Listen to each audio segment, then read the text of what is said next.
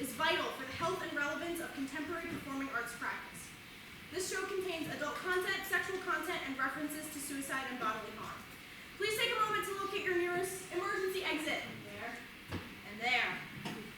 If you have to leave at any point during the performance, we ask that you please refrain from using the two vams or aisles right here, because actors will be moving through them during the performance. Out of respect for the artists on stage as well as the other audience members, we ask that you turn off your cell phones now and refrain from texting during the show. Additionally, we want to recognize that September is National Suicide Prevention Month, and more so that this week is National Suicide Prevention Week.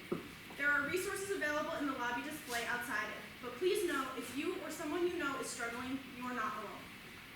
There will be one 10-minute intermission, and you will know it is intermission when you hear this sound.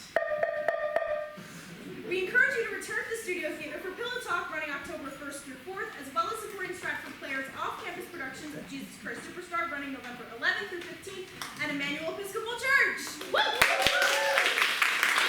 Enjoy the show.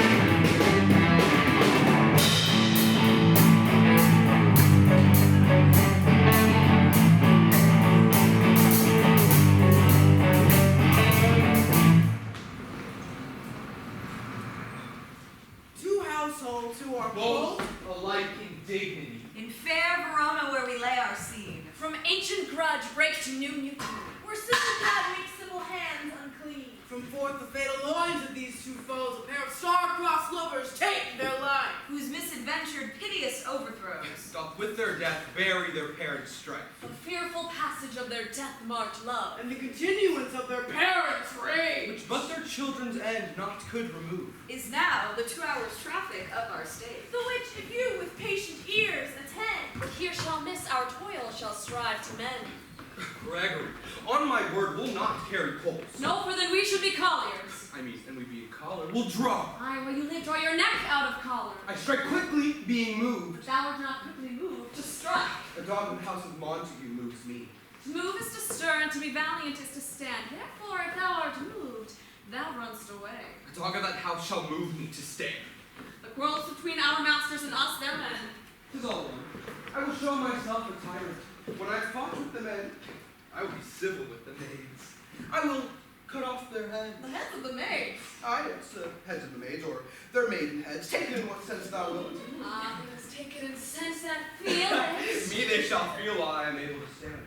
'Tis known I am a pretty piece of flesh. Draw light, tool. Here comes two of the house of Montague. Oh, my naked weapon is out. Laurel, I will back thee. How? Turn thy back and run? I will bite my thumb at them, which disgrace them if they bear it. Do you bite your thumb at us, sir? I do, like my shot, you sure. Do you bite your thumb at us, sir? Is the law on our side if I say I don't? I don't bite my thumb at you, sir, but I do bite my thumb.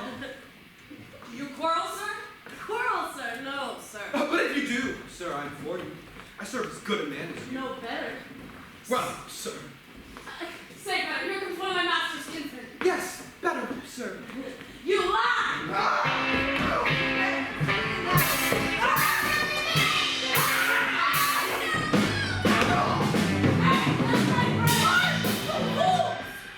You know not what you do! What? Art thou drawn amongst these heartless hinds? Turn thee, Benvolio, and look upon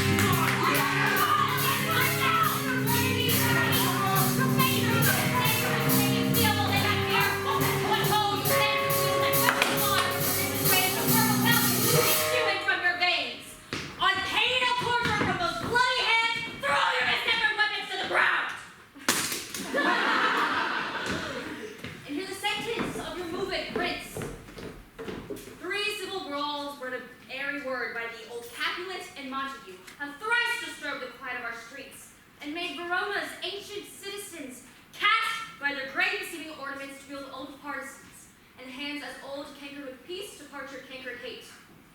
If ever you disturb these streets again, your lives will pay the forfeit of the juice. Once born pain of death, I'll make a part.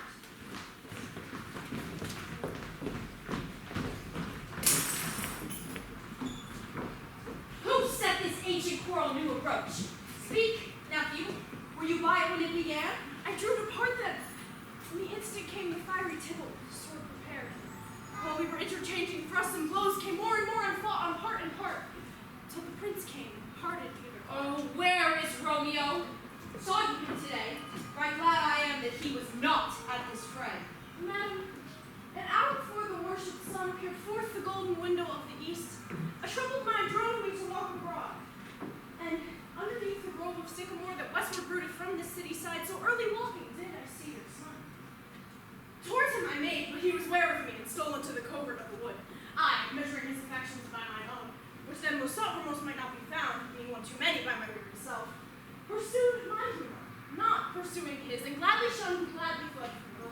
Many a morning hath he there been seen with tears augmenting the fresh morning dew, adding to clouds, more clouds with his deep sighs. But also soon as the all-cheering sun should in the farthest east begin to draw, away from light steals home my heavy sun, and private in his chamber pens himself, shuts up his window, locks fair daylight out, and makes himself an artificial night. Black and portentous must this humor prove, less good counsel must the cause remove. The noble uncle, do you know the cause? I neither know it nor can learn of him. See where he comes. So please you, step aside. I'll know his grievance would be much denied.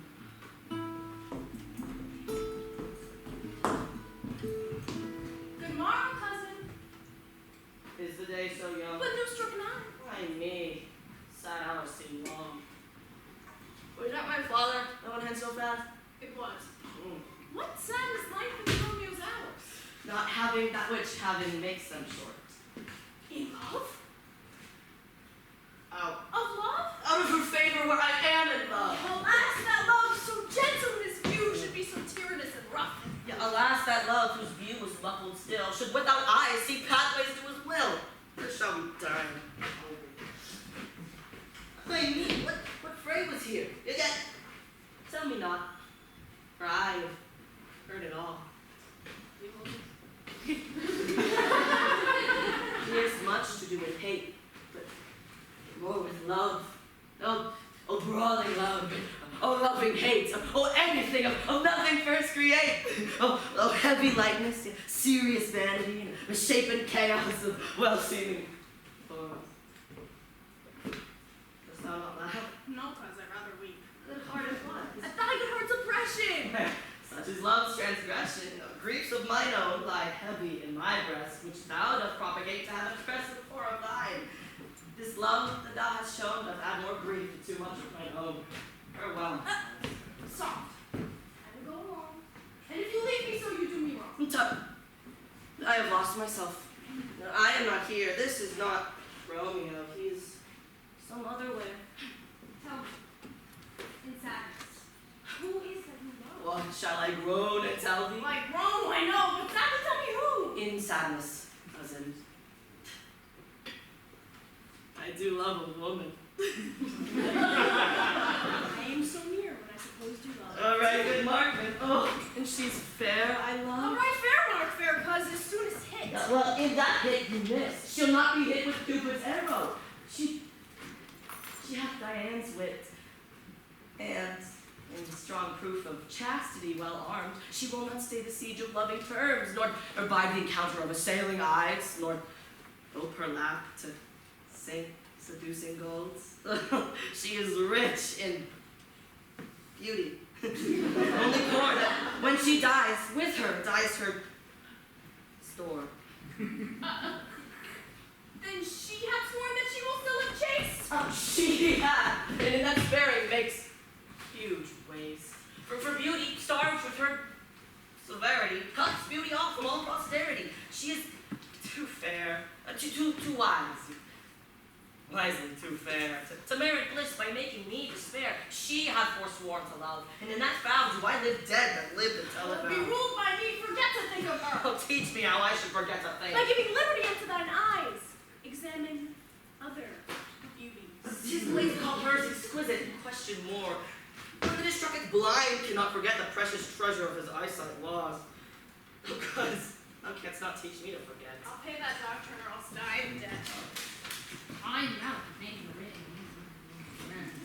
It's written that the shoemaker should meddle with his yard, and the tailor with his lath, the fisherman with his pencil, and the painter with his nets. But I am sent here to find these persons whose names here are writ, but can never find what names the writing person here has writ. I must have learned it in good time. One fire burns out another's burning. One pain is lessened by another's anguish. Turn giddy and be helped by backward turning. One desperate grief cures with another's languish. Take thou some new infection to thy eye, and the rank poison of the old will die. Your plantain leaf is excellent for that. For what, I pray thee? Wait, I'm going to get this. Why, Romeo, art thou mad? No, but, found more than a madman is. Shut up in prison, can't get out my food, and wits. Oh! Good evening, good fellow, sorry. Got it. I pray thee, can you read? Aye, my own fortune and my misery. Perhaps you have learned without book, but I pray, can you read anything you Aye, if I know the letters and the language. can say honestly? Where's your Mary? Steady fellow, I can read.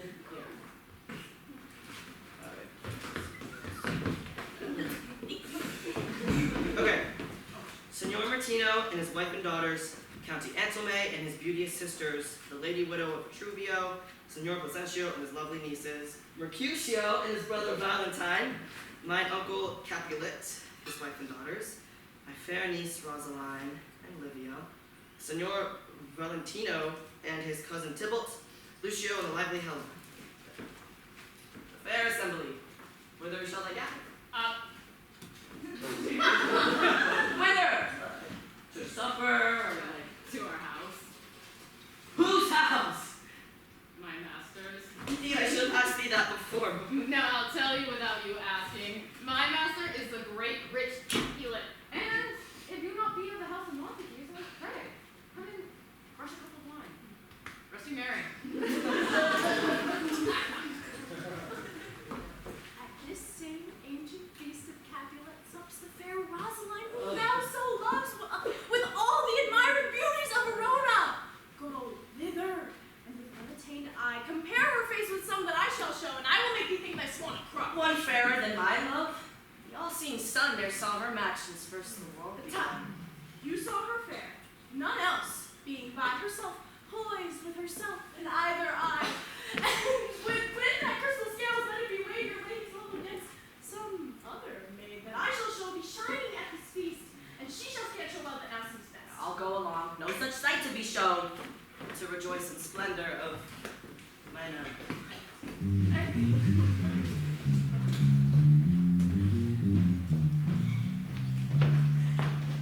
Nurse, where's my daughter? Call her forth to me. How by my maidenhead at 12-year-old, I made her come. Why, lamb, why, lady forgot. Where's this girl? Why, Juliet! Madam! I'm here. What is your will? This is the matter. Nurse, give leave a while. We must talk in secret.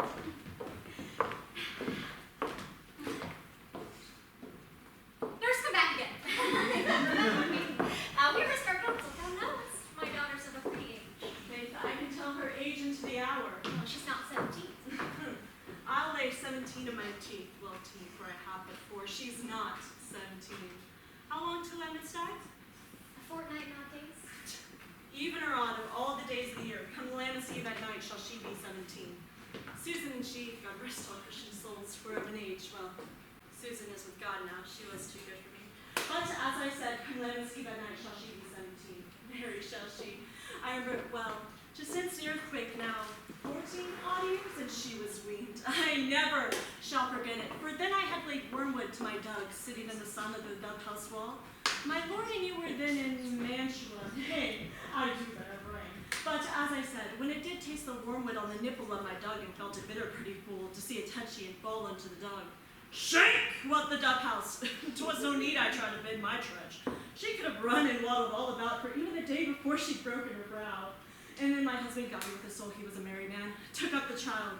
Yea, quoth he, dost thou fall upon thy face? Wilt thou bow backward when thou have more wit? Wilt thou not draw? If I might hold it down, the pretty fool left crying. Oh, I warrant that I shall live 1,000 years, and never shall I forget. Dost thou fall upon thy face? And the pretty fool stood it out and said, I. And after this, I pray thee, hold thy peace. Yeah, I cannot help but laugh to think. Dost thou fall upon thy face? Thou wilt bow backward when thou comest of age, wilt thou, Joe? And the pretty fool stood it out and said, And I. sleep thou too, I pray thee, nurse, say I. I am done. God mark thee with his grace. Thou wast the prettiest babe I ever did nurse, and I'll see thou married once I get my wish. Mary! That Mary is the very theme I came to talk of. Tell me, daughter Juliet, how stands your disposition to be married? It is an honor I dream not of. Honor! If I were thine only nurse, I say thou would suck wisdom from thy teat. Think of marriage now. Thus then, the valiant Paris seeks you for his love. Man, young lady, such a man, why he is a man of wax. Verona's summer hath not such a flower. Nay, he is a flower in faith. Bunzego, any love gentlemen? This night you shall behold him at our feast. Read o'er the poems of young Paris's face, and find delight writ there with beauty's pen.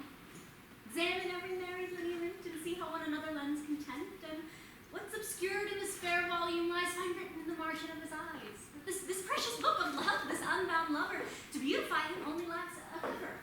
That book in many's eyes doth share the glory that in gold glass spots in the golden story. So shall you share all that he doth possess by having him, making yourself no less. No less, nay, bigger women grow by men. Can you like the Paris's love? I'll learn to like its looking like you move, but no more deep line dart mine eye than your consent gives strength to make it fly. Madam! The guests are come, supper served up, you called for, my young lady asked, and there's person had sorry, and everything in extremity. I must henceforth, I beseech you, full straight. Juliet, the county stays. Go, girls, seek happy nights to happy days. Do you remember? Hey, boys, whenever I remember. Hey, Judge Romeo, we must have you there. Not I, believe me. You have dancing shoes with nimble soles. I have a soul of lead, so snakes into the ground. I cannot move. Oh, you are a lover. Borrow Cupid's wings and soar with them above common I bounds. am to soar and pierce it with his shaft, to soar with his light feathers, and so bound I cannot bound a pitch above the woe. Under love's heavy burden do I sink. And could you sink it, and should you burden love? Too great a question for a tender thing. Is love a tender thing? It is too rough, and too rude, and too boisterous, and it pricks like thorns. Love be rough with you, be rough with love.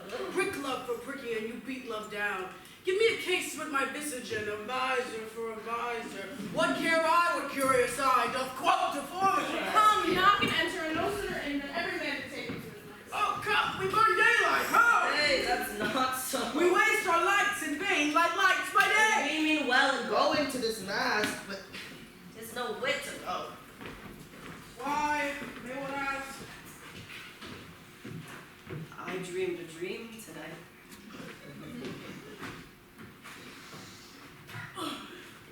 As did I. Well, what was yours? A dream is often lie. In better sleep. Or did you dream things true? Oh, then I sing Queen Madison with you. She is the fairy's midwife, and she comes in shape no bigger than an agate stone on the forefinger of an alderman draws a team of little aldermans over men's noses as they lie asleep. Her ladder, a small gray golden cat, not so big as a round little one, pricked from a lady's finger of a maid. Her chariot is an empty angel that, and in the state she counts. Night by night, through lovers' brain, and they dream of love. On virtue's knees, who dream of virtue's frail lawyer seekers, they dream of fees or late flame, kisses drink, kisses dream. Sometimes she drives over a soldier's neck, and then drinks tea of cutting cord throats, of breaches and mosquito Spanish blades, of hells 5 fathom deep, and then anon drums into your reach. He starts and waits, and being thus frightened swears a prayer to seek to get. This is the very man that plastimates the voices in the night and makes the elbows and bounce the hands, which once untangled much misfortune boats. This is the hag, the maids lie on their backs and presses them, and learns at first to bear, making the women of good carriage. This is she that is Mercutio? Peace. Thou talkest of nothing. true. I talk of dreams, which are the children of an idle brain, govern nothing but vain fantasy, which is as inconstant as the wind who woos, even now, the frozen bosom of the north, and being angered puffs away from thence, drawing inside the dew-dropping sound. This wind you talk of blows us from ourselves. Supper is done and we shall come too late. I feared too early. For my mind misgives some consequence, yet hanging in the stars shall bitterly begin his fearful date with this night's revels, and expire the term of a despised life closed in my breast by some vile forfeit of untimely death. But he that hath the steerage of my course direct my sail. On lusty gentlemen. Strike drums!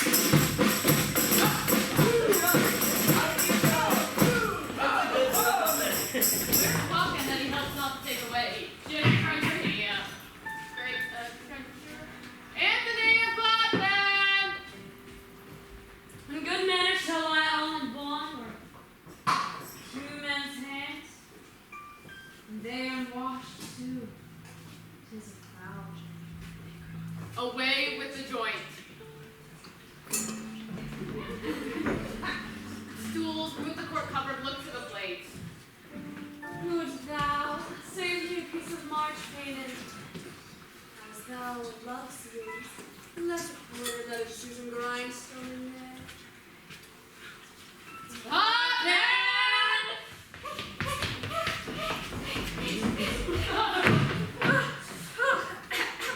I'm quite ready. You are looked for, and called for, and asked for, and sought for in the great chamber. We cannot be here and there too. Chilly boys, be brisk a while, and the longer liver take off. Come, musicians, play!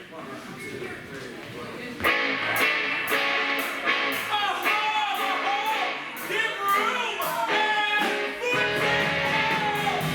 One like grenade and turn the table up and quench the fire.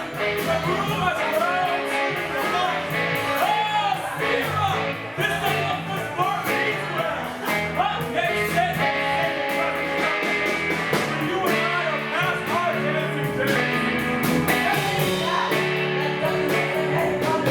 I'm not, sir. She doth teach the torches to run from. Seems she hangs upon the cheek of night as a rich jewel in Ethiop's ear. Beauty too rich for use, for earth too dear.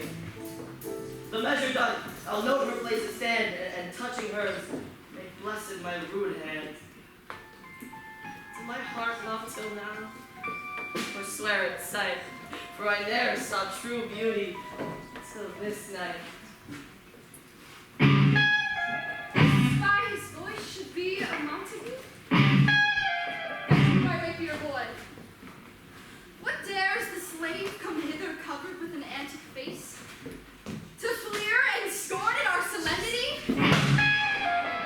By the stock and honor of my king, to strike him dead, I hope and I sting. How now, kinsman? Wherefore stormed you so? Tis a Montague our foe. In feeling poet knight to scorn at our solemnity this night. Young Romeo is this. He, that villain Romeo. Content thee, gentle cause, let him alone. He bears himself a portly gentleman. And to say truth, Morella grants him to be a virtuous and well-governed youth. I will not for all the love of the town here in my home disparagements. Therefore, be patient. Take no note of them. It is my will for which thou respects. Put off these frowns and show a fair presence. Such an ill-beseeming semblance for a beast.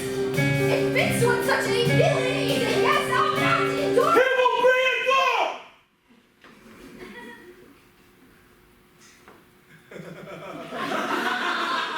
What? Good night, boy. I say you shall go to. Am I the master here, or you go to? You will not endure him, God shall mend my soul. You will make a mutiny among my heads. You will set a cart hoop. You will be the man. Go to. Oh, shame. This trick may chance disengage you. I know what. Well said, my heart. Quiet. More light.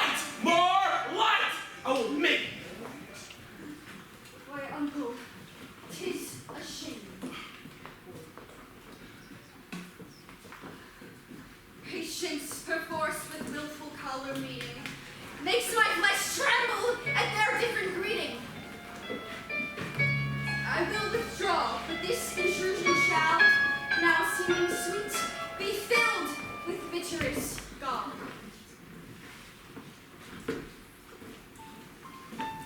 If I profane with my unworthiest hand this holy shrine, the gentle sin is this. My lips, two blushing pilgrims, ready stand to smooth that rough touch with a tender kiss. Oh, good pilgrim, you do wrong your hand too much. Which mannerly devotion shows in this? For saints have hands that pilgrims' hands do touch, and palm to palm is holy palms. Have not saints lips and holy palms too? My pilgrim lips they must do, sing a prayer. Why then, dear saints, let lips do what hands do. And grant that blessed faith turns our spirit. Saints do not move, though grant prayers sing. And move not, while my prayers are baptized.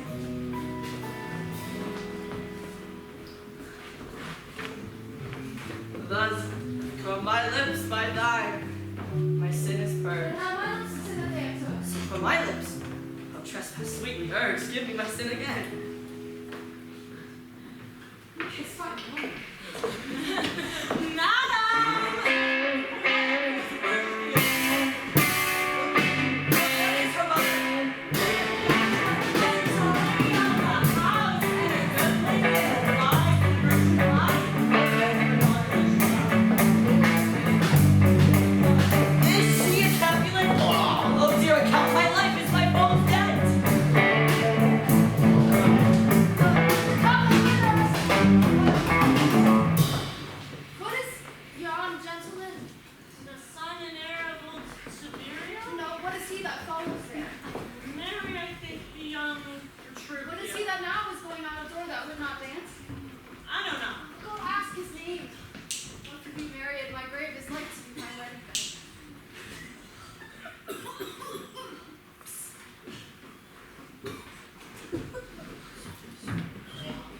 His name is Romeo and Juliet, the only son of your great enemy.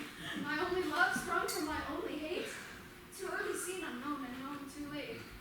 What prodigious birth of love it is to me that I must love the loathed enemy. What's this?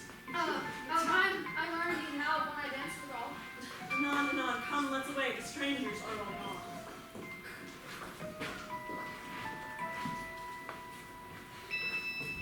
Now old desire doth in his deathbed lie, and new affection gapes to be his heir. That fair for which love groaned for and would die, with tender Juliet matched, is now not fair. Now Romeo is beloved and loves again. Alike bewitched by the charm of look. For to his foe suppose he must complain. And she'll steal love's sweet bait from fearful hooks.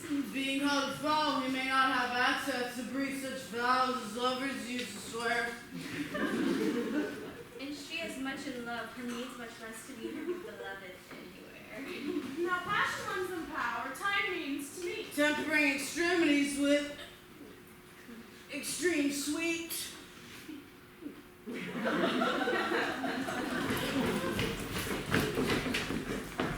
Can't I go forward when my heart is here? Turn back to earth and find thy center out. He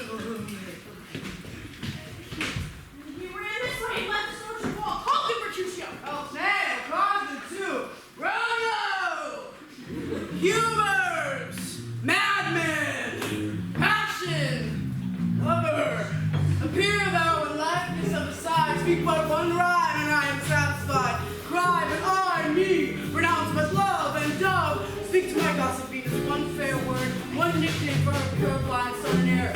Young Abraham Cupid, he that shot so trim, when a king Perpetual loved the better name. He heareth not, he stirreth not, he moveth not. I come to thee by Rosaline's bright eyes, by her scarlet lip and high forehead, by her fine foot, straight leg, and quivering thigh, in the domain of their adjacent lie, that in thy likeness thou appear to us! Hear me, thou will anger him! Do not anger him! Would anger him to raise the spirit in his mistress circle of some strange nature, letting it there stand till she had conjured it down. That works in spite. My invocation is fair and honest. It is mistress' name I conjure only, but to raise up. Come, he hath hid himself among these streets to be consorted with the humorous night. Blind is his love and best befits the dark. Love be blind, love cannot hit the mark. Now, will he sit under a feathered tree and wish his maiden were that kind of fruit? As maids call mentors when they laugh alone. Oh, Romeo, that she were an open ass! Now, comfort there. Romeo, good night. I'll take my truckle bed. This field is too cold for me to sleep. Come, shall we go? Go then! For 'tis in vain to seek him here that means not to be found. He jests at scars that never felt a wound. Soft, what light the yonder window brings. Tis the east, and Juliet is the sun. Arise, fair sun, and kill the envious moon, who is already sick and pale with grief, that thou, for me, art far more fair than she.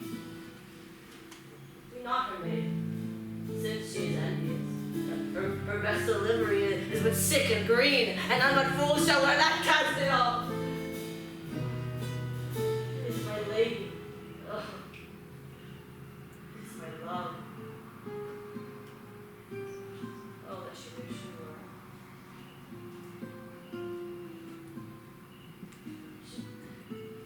She speaks, and she says nothing. What of that? Her eyes horses? I will answer it! No, I am too bold. It is not to me she speaks.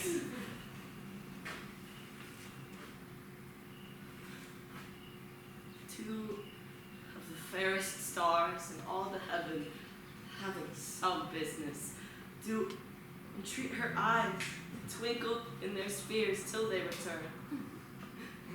What if her eyes were there, they in her head? The brightness of her cheek would shame those stars as daylight doth the lamp. Her eye would through the airy region stream so bright that birds would sing and think it were not night. Oh, see how she leaned her cheek upon her hand. Oh, that I were a glove upon that hand, that I might touch that cheek. I mean, She speaks! Speak again, bright angel. For thou art as glorious to this night, being o'er my head as a winged messenger of heaven. oh Romeo, wherefore art thou, Romeo? Deny thy father and refuse thy name, or if thou wilt not be but sworn my love, and I'll no longer be a Capulet. Shall I hear more, or shall I speak at this? 'Tis but my name that is thy enemy. Thou art herself, though, not Montague. What's Montague? It is nor hand, nor foot, nor arm, nor face, nor any other part belonging to a man. Be some other name. What's in a name? That which we call a rose by any other word would smell as sweet. So Romeo would, were he not Romeo called, retain that dear perfection which he owes about that title. Romeo, doff thy name, and for thy name which is no part of thee, take all myself. I take thee at thy word. Call me beloved, and I'll be new baptized. Henceforth I never will be. What hand art thou that thus the screen at night, so stumblest on thy counsel? By a name I know not how to tell thee who I am. My name, dear saint, is hateful to myself because it is an enemy to thee. Had I had written, I would tear the word. Jesus. My ears have not yet drunk 100 words of thy tongue's utterance, yet I know the sound. Art thou not Romeo and Montague? Neither, fair maid, if either thee decide. How camest thou hither? Tell me, and wherefore? And the orchard walls are high and hard to climb, and to place death, considering who thou art, if any of my kinsmen find thee here. Love's light wings did I o'erperch these walls. For stony limits cannot hold love out, and what love can do that dares love attempt. Therefore, thy kinsmen are no stop to me. See thee, they will murder thee. There lies more peril in thine eye than 20 of their swords. Look thou but sweet, and I am proof against their enmity. Not for the world they saw thee here. I have night's cloak to hide me from their eyes, but thou love me. Let them find me here.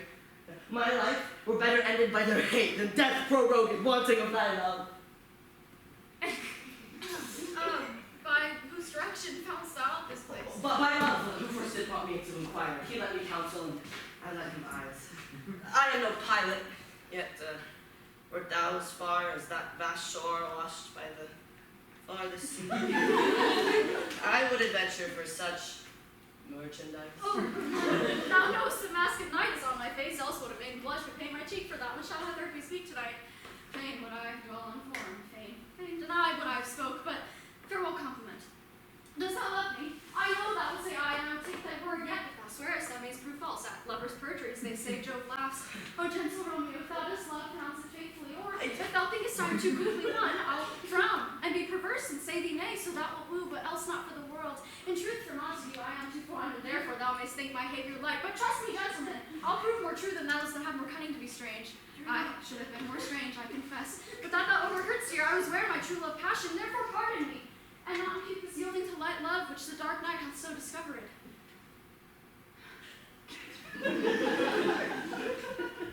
Lady, by yonder blessed moon, I vow that tips with silver all Swear not by the moon, the inconstant moon that monthly changes in her circle, Lord, lest your love prove likewise variable. What shall I swear by? Do not swear at all. Or, if thou wilt, swear by thy gracious self, which is the God of my idolatry, and I'll believe thee. My heart's Well, do not swear. Although I have no joy in this contract tonight, it is too rash, too unadvised, too sudden, too like the lightning, which shall cease to be ere one can say it lightens. Sweet good night. This bud of love by summer's ripening breath may prove a beauteous flower when next we meet. Good night. Good night. As sweet love and rest has come in their heart, as that from my breast. But, Oh, wilt thou leave me so unsatisfied? what satisfaction canst thou have tonight?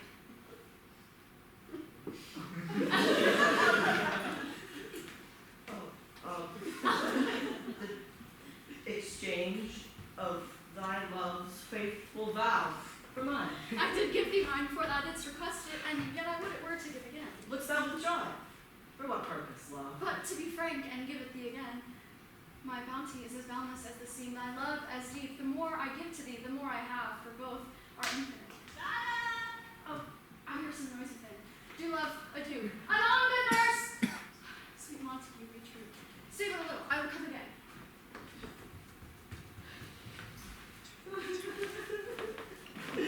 Oh, blessed night! No, I am feared, being in night. All this is but a dream.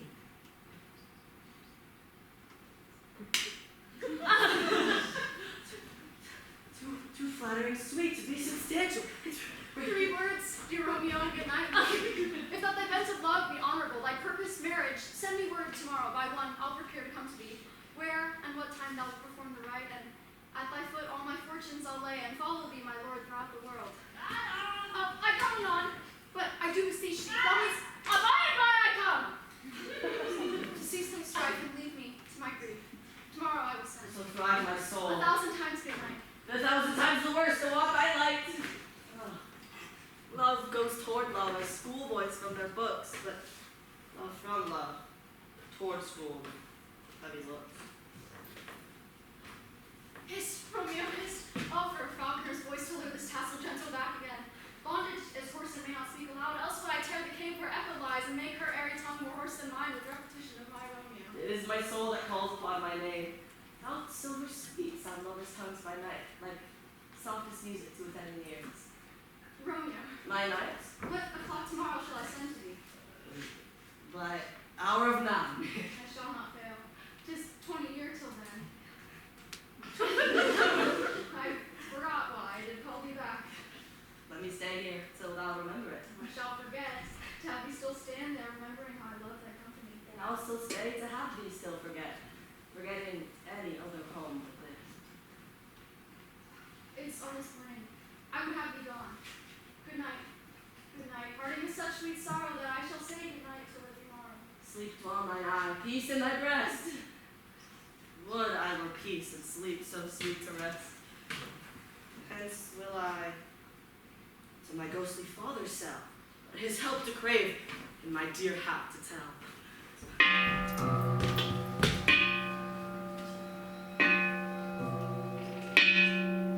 Gray-eyed morn smiles in the frowning night, checkering the eastern clouds with streaks of light. Freckled darkness like a trumpet reels from forth day's path and tightens fiery wheels. Now, ere the sun bants his burning eye, the day to cheer, night stank to dry, I must upfill this osier cage of ours with baleful weeds and precious juicy flowers. Oh, mickle is the powerful grace that lies in plants, herbs, stones, and their true qualities. For not so vile that on the earth doth live, but to the earth some special good doth give. For not so good, but, strained from that fair use, revolts from true birth, stumbling on abuse. Within the infant rind of this weak flower, poison hath residence, and medicine power. With this, being tasted, with that part, cheers each part. Being smelt, stays all senses with the heart. Two such a host of kings encamp them still, and man, as well as herbs, grace and brew good. And where the worser is predominant, full soon the canker death eats up that.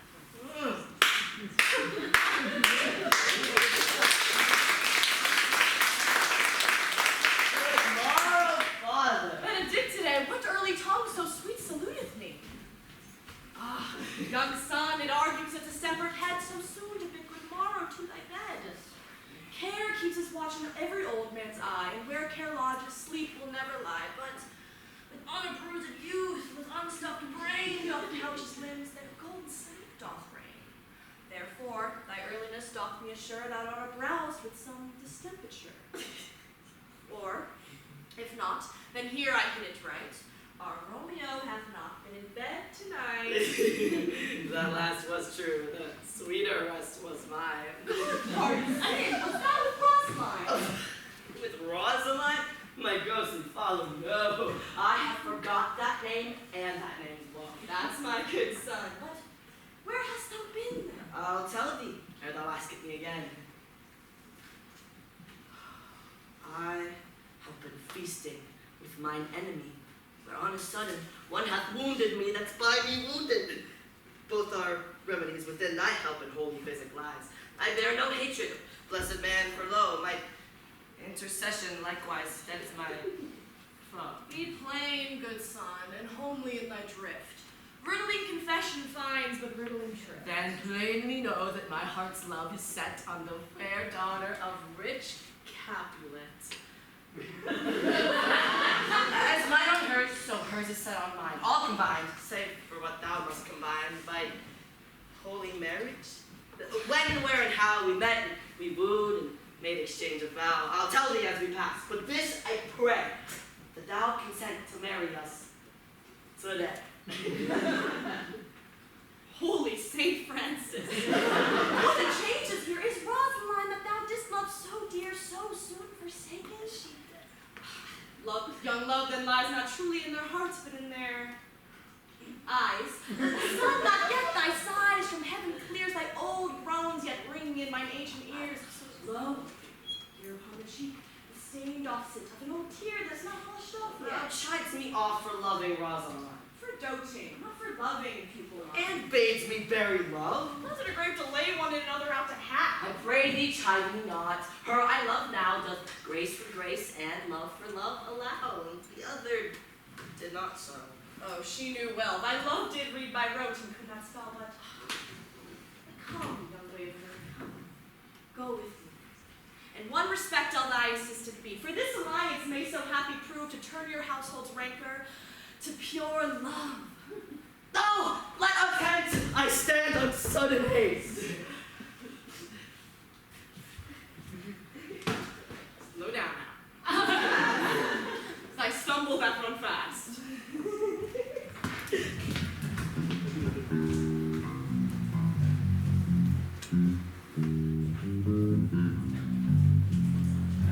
Where the devil should this Romeo be? Came he not home tonight? Not to his father's. I spoke with his man.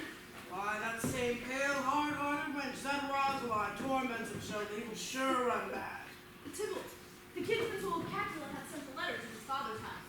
Challenge, all my life. Romeo will answer it. Any man that can write may answer a letter. Nay, he will answer the letter's master how he dares, being dared. Alas, poor Romeo, he is already dead, stabbed with a white wench's black eye, running through the ear of the love song, the very pit of his heart cleft with the blindfold boy's bookshaft. And is he a man to encounter Tybalt? Why, more than Princey Cats, I can tell you. Oh, he's the courageous captain of compliments. He fights as you sing brick song, keeps time, distance, and proportion. He rests his men abreast, 1, 2, and the third in your bosom. Ah, the very butcher of so fun, a duelist, a gentleman of the very first house, of the first and second cause. The immortal, Posado, the Poncho, Reverso, the High, the pox of such antic, lisping phantasms, these fashion mongers, these hardened me's that stand so much in the new form that they cannot sit at ease on the old bench. Oh, their bones. Here comes Romeo. Without his foot, without his brother, like a dried herring. Oh, flesh, how art thou fishified? Now was he for the numbers that Pecore floated in. Lord to his lady with a kitchen wench, Mary she had better love to rhyme her. Dido, Dowdy, Helen, Hero, Hildings and Harlots. This be a grey hour, so good enough for purpose. Senor Romeo! Bonjour! There's a French salutation for your French sloth. You gave us the counterfeit fare last night. Good morrow to you all. What counterfeit did I give The you? slip, sir, the slip. Can you not conceive? Pardon, good Mercutio, my business was great. And in such a case, a man may strain courtesy. That's as much as say such a case as yours constrains a man to bow at the hands. Meaning to courtesy. Thou hast most kindly hidden. A very courteous exposition. Nay, I'm the very pink of courtesy. Pink for flower. Right. Why, then is my poop well flowered. Well, now follow me in this jest that I was born as I come up with a single soul in this corner. The jest of their man, after the wearing, solely singular. Oh, single soul jets. Solely singular for the single. Oh, come between us, good Benvolio, by wit's face. Slits and spurs, or I'll cry a match. Nay, far wits run the wild goose chase. I am done, for thou hast more of the wild goose and one of thy wits, and I'm sure I have in my whole 5. Was I with you there for the goose? Thou was not there with me for anything when thou was not there for the goose.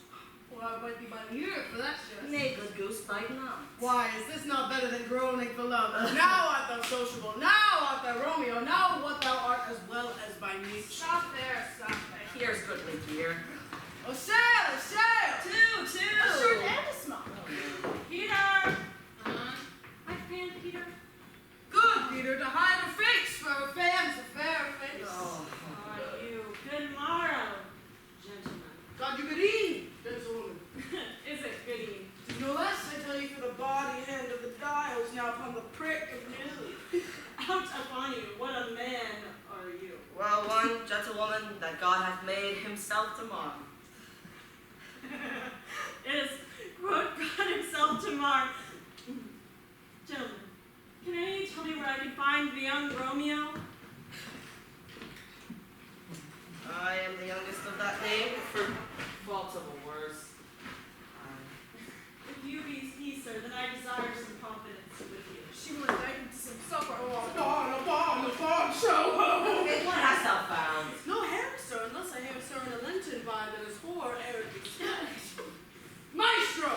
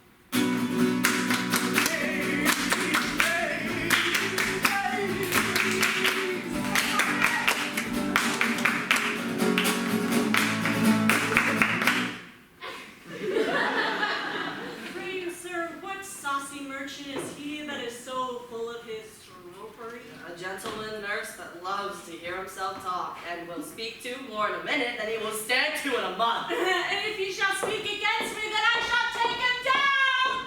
If you're lustier than 20-some jacks, and if I cannot, I will find those that shall. Spare me, knave, I am none of his flirt skills, I am none of his skank mates, and beshrew any man who use me at his pleasure. I saw no man use you at his pleasure. I had it to quickly have been out. I warned you, I dare draw as soon as another man.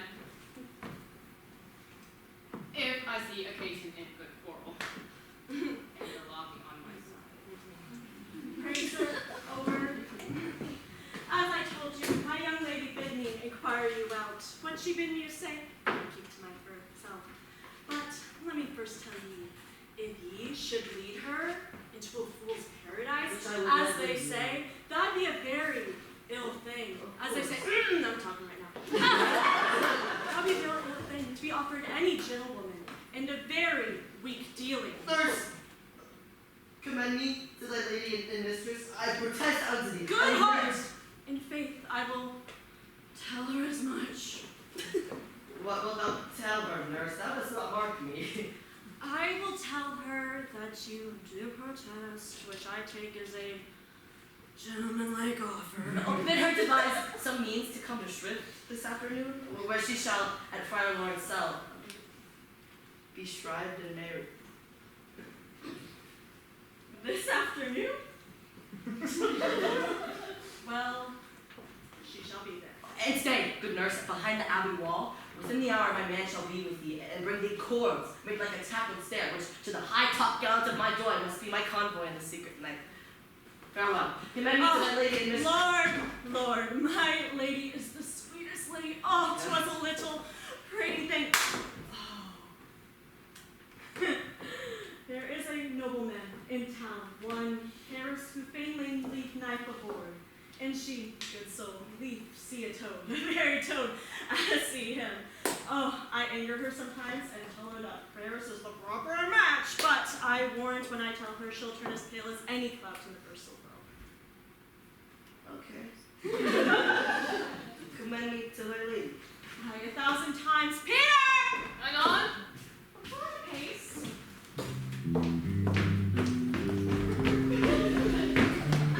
The clock struck 9 when I did send the nurse. In half an hour she promised to return. Perchance she cannot meet him. That's not so. Oh, she is lame. Love's herald should be thought which 10 times faster glides the sunbeams, driving back shadows over lowering hills. Therefore do nimble-pinioned doves draw love, and therefore hath the wind-swift Cupid wings. Now is the sun upon the highmost hill of this day's journey, and from 9 till 12 is 3 long hours, and yet she is not come. Had she affections and warm youthful blood, she would be as swift in motion as a ball. My words would be heard of my sweet love, and his to me. Oh, but old folks, many feign as they were dead, unwieldy, slow, and pale as lead. Oh God, she comes. Oh honey nurse, what news? Hast thou met with him? Why, lookest thou sad? Though news be sad, yet tell it merrily. If good, thou shamest the music of sweet news by playing it to me with so sour a face. I am weary. Give me leave a while. Why, how my bones ache. I would thou hadst my bones, and I thy news. Nay, come, I prithee speak. Good nurse, speak. Just a moment. Can you not stay a while? Do you not see that I am out of breath? How art thou out of breath, and thou hast breath to say to me that thou art out of breath? The excuse thou dost make in this delay is longer than the tale thou dost excuse. Is thy news good or bad? Answer to that. Say either, and I'll state the circumstances. Let me be satisfied. Is it good or bad? Well, make a simple choice.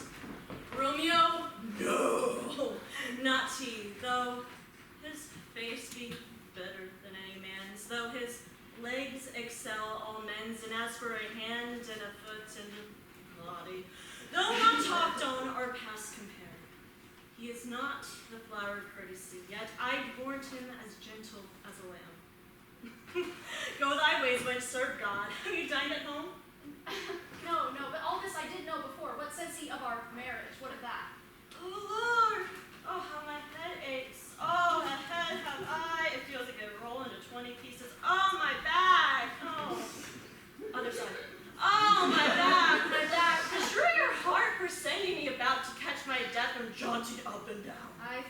I'm sorry thou art not well. Sweet, sweet, sweet nurse, tell me, what says my love? Your love says, he's an honest gentleman, and a courteous, and a kind, and a virtuous. Where is your mother? Where's my mother? Why, she's within. Where else should she be? How oddly thou repliest. Your love says, like an honest gentleman, where's your mother? God's lady, are you so hot? Come up, I trow. Henceforth, do your messages yourself. You're such a coil. Come, what says Romeo? Hie you to Friar Lawrence's cell. There is a husband to make you a wife. There comes the wanton blood into your cheeks, they'll turn scarlet at any news. I'm the drudge and toil of your delight, but you shall bear the burden soon at night. Go, I'll to bear hie you to the cell. Oh, hide, hide, fortune, honest nurse, farewell.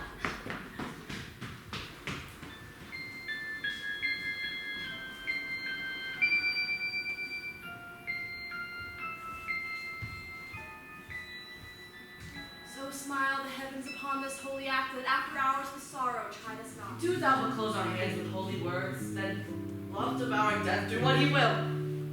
It is enough that I may call her mine. These violent delights have violent ends, and in their triumph die like fire and powder. The sweetest honey is loathsome in its own deliciousness, and in the taste confounds the appetite. Therefore love moderately. Long loved officer. Greetings, my ghostly confessor. Romeo shall thank thee both for us, daughter. As much to him else as his thanks too much. Come with me and we will make short work. For by your leaves you shall not stay alone till Holy Church incorporate two in one.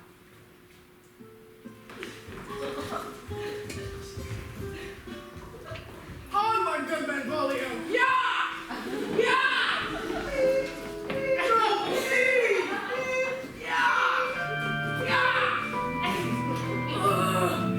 I pray thee, good Benvolio, let's good refuse your fire. The day is hot, the capitals are abroad, and if we meet we shall not escape abroad, for now these hot days is the mad blood stirring. Thou art like one of those fellows when he enters the confines of a tavern, claps me a sword upon the table and says, God send me no need of thee, and by the operation of the second cup draws upon the draw when indeed there is no need. Am I like such a fellow? Come, thou art hot a jack in thy mood as any in Verona, and as soon moved to be moody, and as soon moody to be moved. Thou will quarrel with a man for cracking nuts, having no other reason but because thou hast changed lives. Would I but such an eye would spy out such a quarrel? Thy head is as full of horns as an egg is full of beef, and yet thy head hath been beaten as idle as an egg for quarreling. And if I were so apt to quarrel, as thou art, any man should pay the fee simple of my life for an hour and a quarter. Oh, the fee simple, oh, simple. By my head here come the captains. By my heel I cannot. Follow me close, for I will speak with them. Gentlemen, good evening. A word with one of you? And but one word with one of us? Couple it with something. Make a word and a blow. You shall find me apt enough to that, sir, and you will give me occasion. Could you not take some occasion without favor? Mercutio, thou consortest with Romeo. Consort. What, dost thou make us minstrels? And thou make minstrels of us, which hear nothing but discords. Here's my fiddlestick. Here's that shall make you dance. Zoons, consort. When we talk here in the public haunt of men, either withdraw unto some private place or reason calmly of your grievances, or else depart. Here all eyes gaze on us. Men's eyes were made to look, and let them gaze. I will budge for no man's pleasure, I. Well, peace be with you, sir. Here comes my man.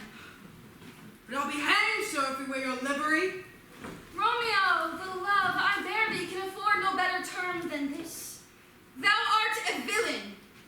Tybalt, the reason I have to love thee doth much excuse the appertaining rage to such a greeting. Villain am I none. Therefore, farewell. I see thou knowest me not. Boy, this shall not excuse the injuries that thou hast done to me. Therefore, turn and draw. I do protest I never injured thee, but loved thee better than thou canst devise till thou shalt know the reason of my love.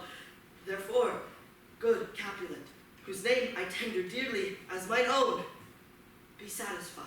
Oh, come. Dishonorable, vile submission. All the staccato carries it away. Tybalt, you rat catcher, will you walk? What wouldst thou have with me? Good king of cats, nothing but one of your 9 lives, which I mean to make bold withal, and as you shall use me hereafter, dry beat the rest of the 8. I am for you. Good Mercutio, put thy rapier up. Come, sir, you're beside. Draw, Benvolio, lay down thy weapon. For shame, gentlemen, there is outrage.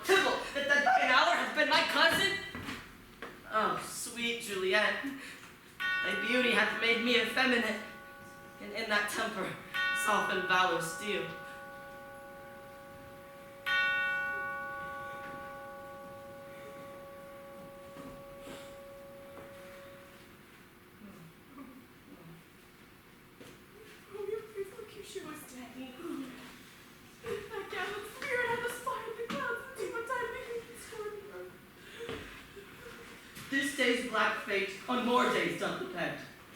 This but begins the woe, others must end. Here comes the furious Tybalt back again. Alive in triumph, and Mercutio slain. Away to heaven, respective lenity, and fire-eyed fury be my conduct now! No, Tybalt, take that villain back again that late thou gavest me. For Mercutio's soul is but a little way above our heads, staying for thine to keep him company.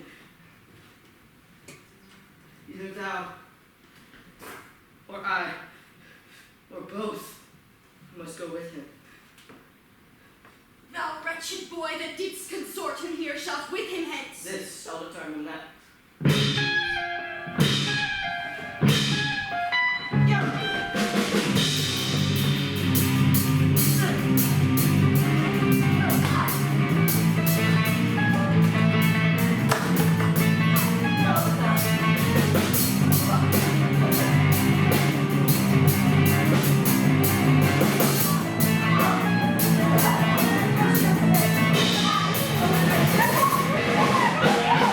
Ah!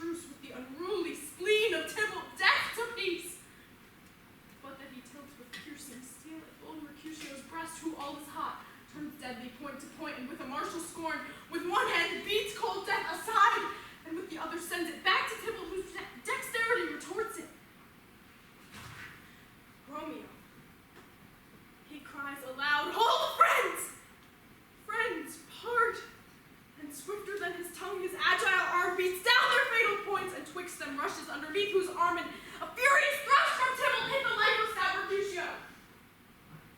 And then Tybalt fled. But by and by comes back to Romeo, who had but newly entertained revenge, and to it they go like lightning, for ere I could draw and apart them was stout Tybalt slain.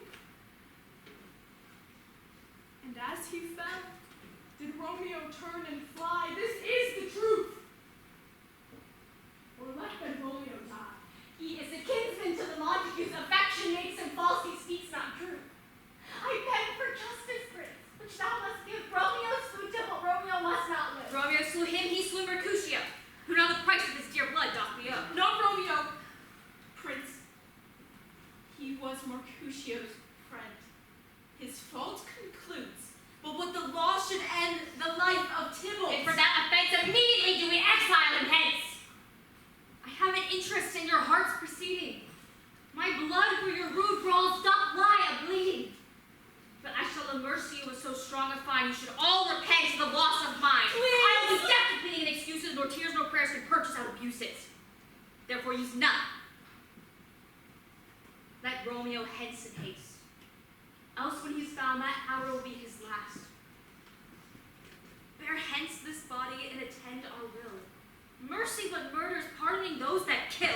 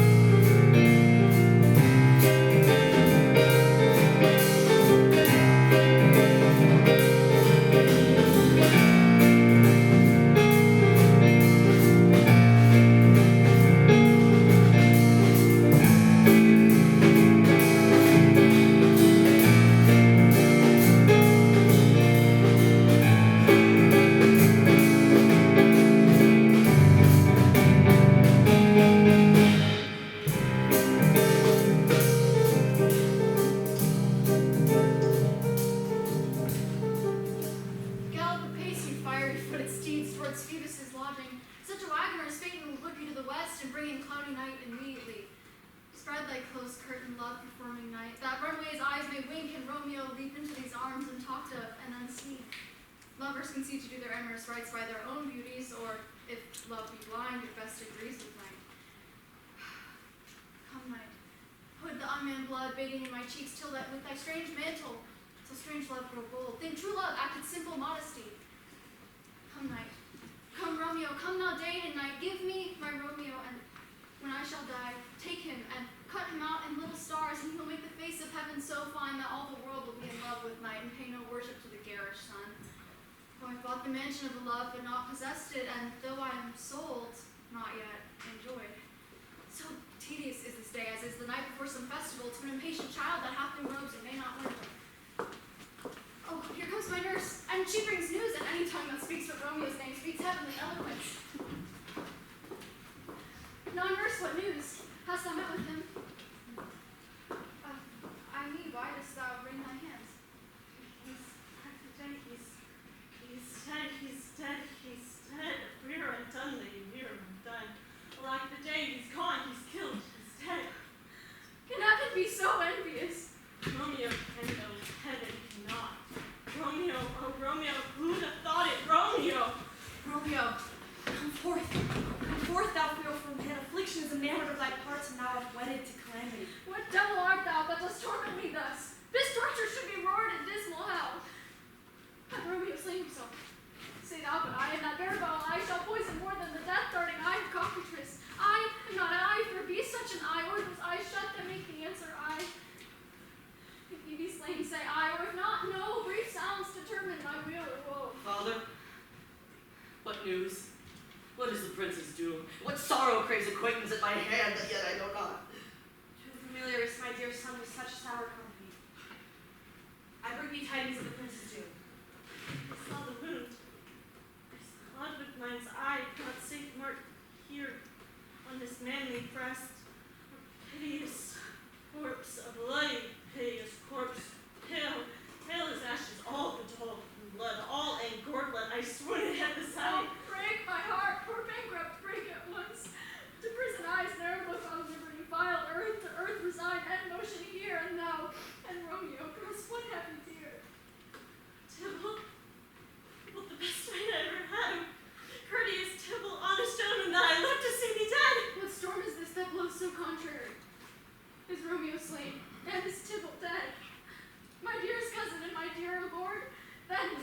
Unless the trumpet doomsday sound is the the general prince's doom doom. for who is living if those two are gone. Tybalt is gone and Romeo banished him. Romeo that killed him. He is banished. Did Romeo's hand shed Tybalt's blood? Did it? Alas, the day it did. Oh, serpent heart hid with a flowering face, beautiful tyrant, fiend, angelical, dove-feathered raven, wolfish ravening lamb, just opposite to what thou justly seest. The damned saint, an honorable villain, oh nature, what hadst thou to do in hell when thou didst bow the spirit of a fiend in mortal paradise of such sweet flesh? Was ever a book containing such vile matter so fairly bound? Oh, that deceit should dwell in such a gorgeous palace. There is no faith, no honesty, no trust in it, all perjured, all forsworn, all for naught, all disassemblers. Where's my man? Release the Michalowicz! Gentler judgment vanished from his lips. Not body's death, but body's vanishment. Banish. Be merciful. Say death. For exile hath more terror in his look, much more than death. Do not say banishment. Here from Verona art thou banished, and be patient. For the world is broad and wide. There is no world without Verona walls, but purgatory, torture, hell itself. Hence banished is banished from the world, and world's exile is death. Then banished is death in his terms. Do not say banished. O deadly sin, O rude unthankfulness! Thy faults are laws cause death, but the prince, taking thy part, hath rushed aside the law and turned that black word death to banishment. This is dear mercy thou seest Tis not. torture and not mercy. Heaven is here, where Juliet lives. And every cat and dog and little mouse, every unworthy creature live here in heaven and may look on her. But Romeo may not. He is banished. These griefs, these woes, these sorrows make me old. Shame come to Romeo. Blistered be thy tongue for such a wish. He's not born to shame. Upon his brow shame is ashamed to sit, for 'tis a throne where honor may be crowned sole monarch of the universal earth. Oh, what a beast was I to chide at him. Say'st thou yet that exile is not death? That's not no poison mixed.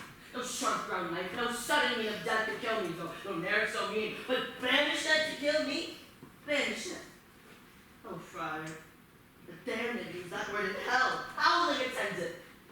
How wouldst thou depart, being a divine, a ghostly confessor, a sin absolver, and my friend professed to mangle me with that word banished? Oh, fond madman, hear me a little speak. Oh, thou wilt speak against banishment.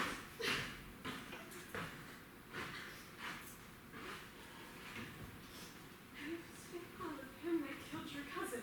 Shall I speak ill of him that is my husband? Oh, poor my lord, what tongue shall smooth thy name when I, thy 3 hours' wife, hath mangled it? But wherefore, villain, didst thou kill my cousin? That villain cousin would have killed my husband. Back, foolish tears, back to your native spring. Your tributary drops belong to woe, which you mistaking offer to joy. My husband lives, that Tybalt would have slain, and Tybalt's dead, that would have slain my husband. All this is comfort, wherefore weep I then? Some word there was, worse than Tybalt's death, that murdered me. I would forget it fain, but oh, it presses to my memory like damned guilty deeds to sinners' minds. Tybalt is dead, and Romeo banished. Give thee armor to keep off that word. Adversity's sweet milk, philosophy, to comfort thee, though thou art banished. Yet banished? Hang up philosophy. No, unless philosophy can make a Juliet and display the town and reverse the prince's doom, it helps not. It prevails not. So talk no more. Oh, then I see that madmen have no ears. Why should they when the wise men have no eyes? That banished, that one word banished, hath slain 10,000 Tybalts. Tybalt's death was woe enough if it had ended there. Or if sour woe neatly will be ranked with other griefs. Why follow not when she said Tybalt's dead?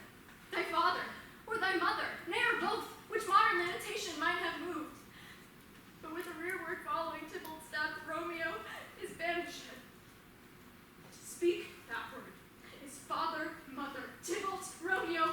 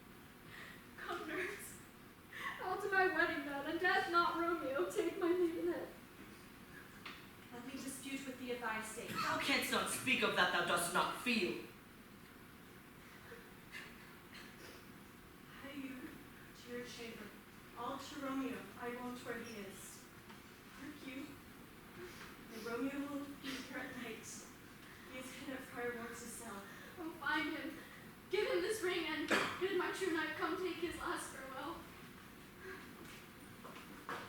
Wert thou as young as I, Juliet, thy love, an hour but married, Tybalt murdered, doting like me, and like me banished, then mightst thou speak, then mightst thou tear thy hair, and fall upon the ground as I do now, taking a measure of my unmade grave.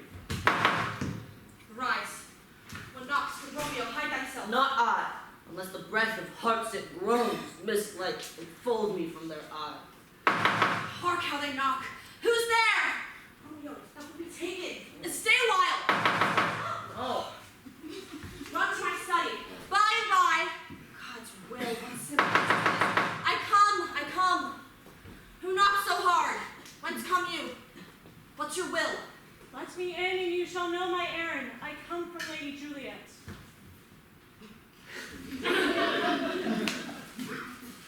Welcome then.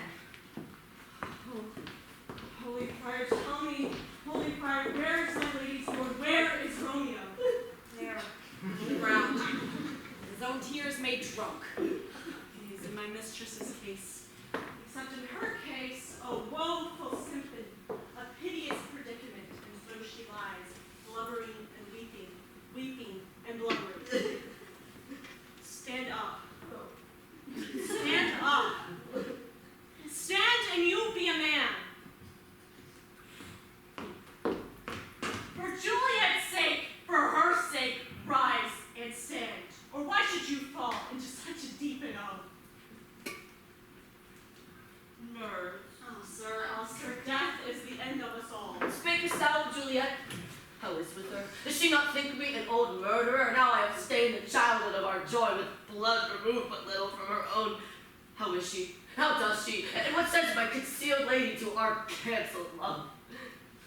She says nothing, but weeps and weeps, and falls upon her bed and lies, and starts with Tybalt calls and Romeo cries, and all down falls again. As if that name, shot from the deadly level of a gun, did murder her, as the same cursed hand murdered her kinsman. Oh, tell me, Friar, tell me, in what vile part of this anatomy doth my name lodge? Tell me, that I may sack the hateful mansion. Thy desperate hand. Art thou a man? Thy form cries out thou art. Thy tears are womanish. Thy wild acts denote the unreasonable fury of a beast. Unseemly woman in a seeming man, an ill-beseeming beast in seeming foe. Thou hast amazed me. By my holy order, I thought thy disposition better tempered. Hast thou slain Tybalt? Wilt thou slay thyself and slay thy lady that in thy life lives by doing damned hate upon myself? Fie, thou shamest thy shape, thy love, thy wit, thy noble shape is but a form of wax, regressing from the valor of a man. Thy dear love, the sworn but hollow perjury, killing that love which thou hast vowed to cherish. Thy wit, that ornament to shape in love, misshapen in the conduct of them both, like powder in a skilless soldier's flask, is set afire by thine own ignorance, and now dismembered with thine own defense. Light. Rouse thee, man.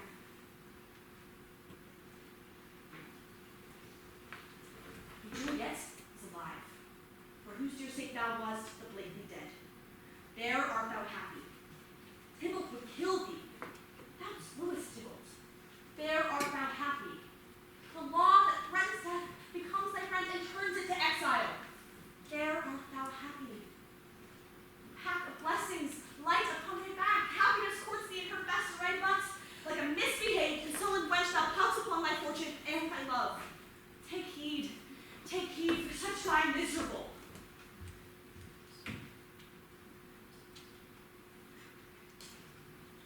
Go. Get thee to thy love as was decreed. Ascend her chamber hence and comfort her. But look thou stay not till the watch be set, for then thou canst not pass to Mantua. For thou shalt live till we can find a time to blaze your marriage, reconcile your friends, make pardon of the prince, and call thee back here with 20,000 times more joy than thou wentst forth in lamentation. Go before nurse. Commend thee to thy lady, and bid her haste Romeo is coming. I could stay here all night. What counsel, what learning is. My lord, I will tell my lady you will come. Do so, and bid my suite prepare to chide. Sir, here's the ring she bid me give you, sir. How you make haste, for it grows very late. Oh, well, my comfort is revived by this. Go hence. Good night. And here stands all your state. Either be gone before the watch be set, or by the break of day disguise your heads. Sojourn in Mantua. I'll find out your man. He shall signal to you every good hap to you that chances here. Give you thy hand. 'Tis late. Farewell. Good night. With that, a joy past joy calls out on me. That were a grief so brief to part with. Farewell.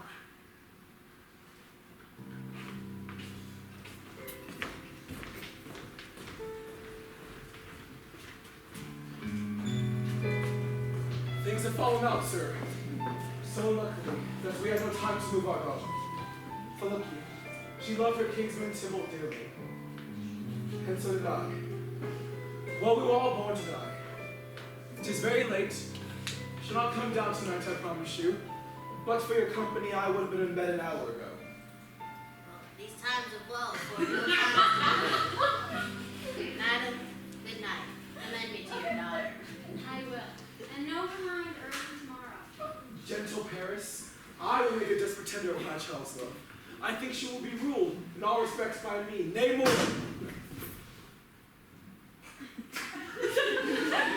Nay more, I doubt not. Wife, go thou to Juliet Erin bed, and bid her against this morrow. And mark you me on Wednesday next. What's up? What day is this? Monday, my lord. Monday, well, Wednesday's too soon. Oh, Thursday let it be.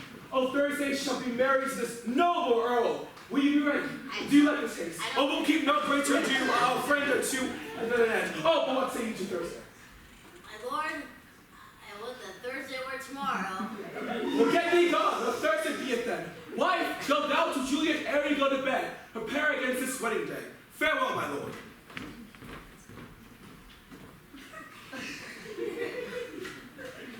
For me, it's so very late that we may call early by and by.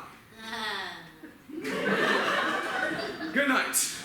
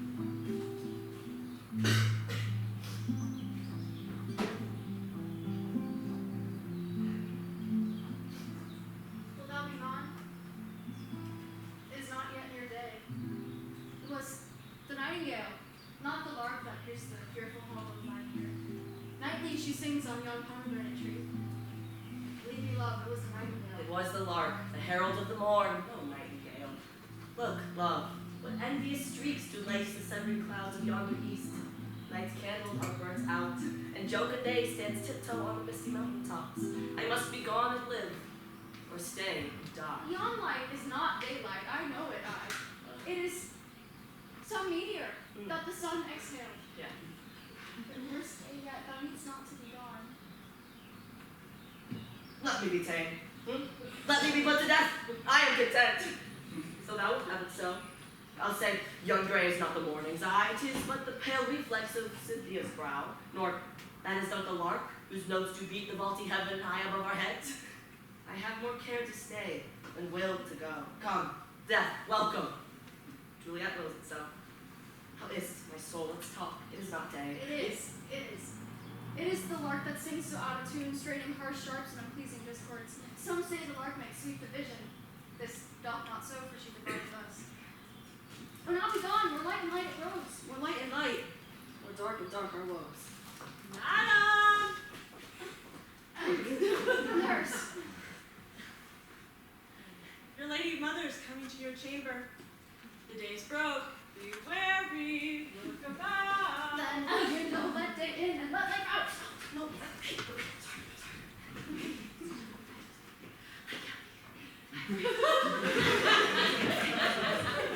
Farewell. Farewell. One kiss and I'll descend.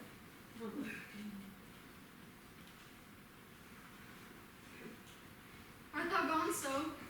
Love, Lord, my husband, friend, what thinkst thou we shall ever meet again? I doubt it not. And all these sweet discords shall prove good in times to come. Oh God, I have an ill-divining soul. Methinks I see thee, thou art so low as one dead in the bottom of a tomb. Either mine eyesight fails or thou lookest pale. Believe me, love, my eyes tell you.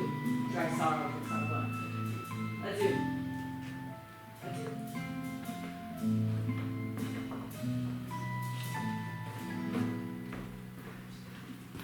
Oh, Fortune. Fortune, all men call thee fickle. If thou art fickle, what hast thou to do with him that is renowned for faith? Be fickle, Fortune, for then I hope thou wilt not keep him long, but send him back. Daughter, are you up? My lady mother, is she not down so late or up so early? What unaccustomed cause procures her hither? How now, Juliet? Madam, I am not well. For more weeping for your cousin's death? What, wilt thou wash him from his grave with tears? No. And if thou couldst not make him live. Therefore have done. Some of grief shows much of love, but much of grief shows still some want of wit. You let me weep for such a feeling loss. My girl, thou weepest not so much for his death as that the villain lives, which slaughtered him. What villain, madam? That same villain, Romeo. Villain and he be many miles asunder. God pardon him, I do with all my heart, and yet no man like he doth grieve my heart. That is because the traitor, murderer, lives. I, madam, reaching these my hands, would none but I might venge my cousin's death. We will have vengeance for it, fear thou not, and then weeps no more. Yeah, I'll send to one in Mantua, where that same banished renegade doth live. Shall give him such an unaccustomed dram that he shall soon keep Tybalt company. And then I hope thou wilt be satisfied. Indeed, I never shall be satisfied with Romeo until I can behold him. Dead is my poor heart, so for a kinsman vexed. Madam, if you could find out what a man is procure of poison, I would temper it that Romeo should, upon receipt thereof, soon sleep in quiet. Oh, how my heart abhors to hear him named and cannot come to him. To wreak the love that I bore my cousin upon his body that hath slaughtered him. Well, find the means and I'll find such a man. But now, I'll tell thee joyful tidings. When joy comes well in such a neat time, what are they, I beseech your ladyship? Well, what thou hast a careful father, child one who, to put thee from thy heaviness, hath sorted out a sudden day of joy that thou expects not, for I look not for. Madam, in happy time, what day is that? Mary, my child, early next Thursday morning, the gallant, young, noble gentleman, the County Paris at St. Peter's Church, shall happily make thee there a joyful bride. Now by St. Peter's Church and Peter too, he shall not make me there a joyful bride. I wonder, at this haste that I must wed, ere he that should be my husband comes to woo. I pray you, tell my lord and my father, madam, I will not marry. And when I do, I swear it shall be Romeo, whom you know I hate, rather than Paris. These are news indeed. Here comes your father. Tell him so yourself and see how he will take it at your hands. When the sun sets, the air doth drizzle dew. But for the sunset of my brother's son, it rains downright. How now? What? Still in tears? Have you delivered her our decree? I, sir, but shall none. She gives you thanks. But the fool were married to her grave. So, take me with you, wife, take me with you. How? Does she not give us thanks? Is she not proud? Does she not count her blessed? Unworthy as she is, and we have lost so worthy a gentleman to be her bride. Not proud you have, but thankful that you have. Proud I can never be of what I hate, but thankful even for hate that is meant love. How now? How now? Chop logic. What is this? Proud. And I thank you. And I thank you not, and yet not proud. Mrs. Minion you. Thank me, no thank yous, no proud, no prouds. But federal and fine joints to Thursday thanks. To go to Paris to St. Peter's Church, or I will drag you on a hurdle thither out! You greed! drinking carrion! Out, you batty tallow face!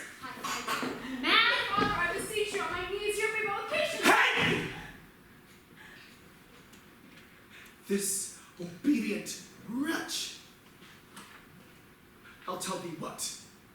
Get thee to church on Thursday, or never after look me in the face. Speak not, reply not, do not answer me, my fingers itch!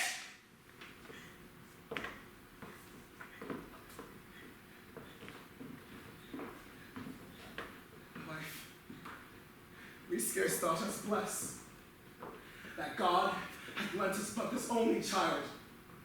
But now I see that this one is one too much, and we have a curse in having her.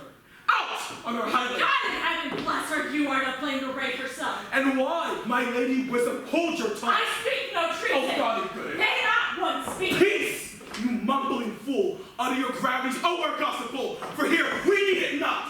You are too hot. God's bread! It makes me mad. Day, night, time, tide, work, play, alone, in company, still my care hath been to have her match. And now having provided a gentleman of noble parentage, a fair domain, youthful, stuffed, as they say, with honorable parts, proportioned as one would wish a man to answer, I will not wed, I cannot love, I am too young, I pray you, pardon me. Graze where you will, you shall not house me. Look to it, think not, I do not use to jest. Thursday is near. Lay hand on heart and thighs. If you be mine, I'll give you to thy friend. But if you be not, hang, beg, starve, die in the streets! For what is mine shall never do thee good, and for by my soul I will never acknowledge thee. Look to it, thank God, I will not be forsworn! Oh, is there no pity sitting in the clouds that sees into the bottom of my grief? Oh, sweet my mother, cast me not away. Delay this marriage for a month, a week, or if thou wilt not make the bridal bed in that dim monument where Tybalt lies. Talk not to me, for I'll not speak a word. Do as thou wilt, for I am done with thee. Oh God, oh nurse, how shall this be prevented? My husband is here on earth, my faith in heaven. Shall that faith return again to earth, unless that husband send at me from heaven by leaving earth? Comfort me, counsel me, alack, alack, that heaven should practice stratagems upon so soft a subject as myself. What sayest thou? Hast thou not a word of comfort, nurse? Here it is. Romeo is banished, and all the world to nothing, for he never come back to challenge you, or if he do, must need be by stealth. So, here's the case as it doth stands. I think it best you marry with the county. Oh, he is a lovely gentleman, I think you happy. The second match for excels your first, and if it did not word be he were dead, for you have no use for him, for you being here. Speakest thou from thy heart? From my soul beshrew them both. Well, thou hast comforted me marvelous much. Go in and tell my lady mother I am gone, having displeased my father, to Lord to sell to there make confession and be absolved. Mary, I will, this is wasting time.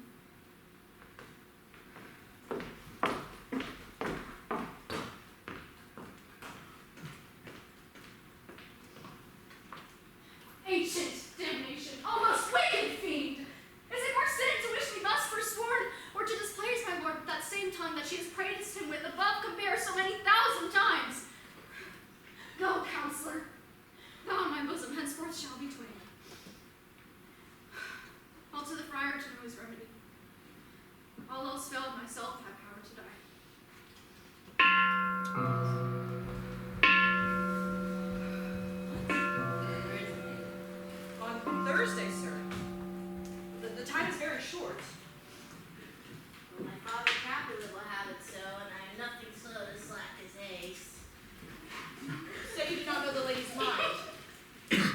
uneven is the course, I like it not.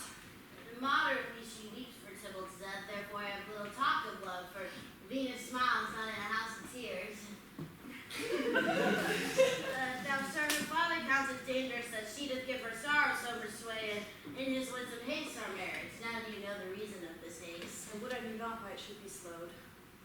Oh, look, here comes the lady towards my cell. Happily met, my lady and my wife. Maybe, sir, my lady, a wife. Well, that baby must be love on Thursday next. What must be shall be. That's a certain text. Come you to make confession to this father? To answer that, I should confess to you. Do not deny to him that you love me. I will confess to you that I love him. So will ye, I am sure that you love If I do me. so, it will be of more of a price being spoken behind your back than to your face. Oh, poor soul. Thy face is much abused with tears. The tears have got small victory by that, for it is bad enough before there's fight. Well, thou is wrong with more than tears with that report. That is no slander, sir, which is the truth. And what I spake, I spoke it to my face. If thy face is mine, and thou hast slandered it. That may be so, for it is not mine own. Are you at leisure, holy father, now, or shall I come to thee at evening mass? My leisure serves thee, pensive daughter. Now, my lord, we must entreat the time. Alone. God shield us should deserve devotion. But Juliet, on Thursday early will I rouse you. Till then, adieu, and keep this holy kiss.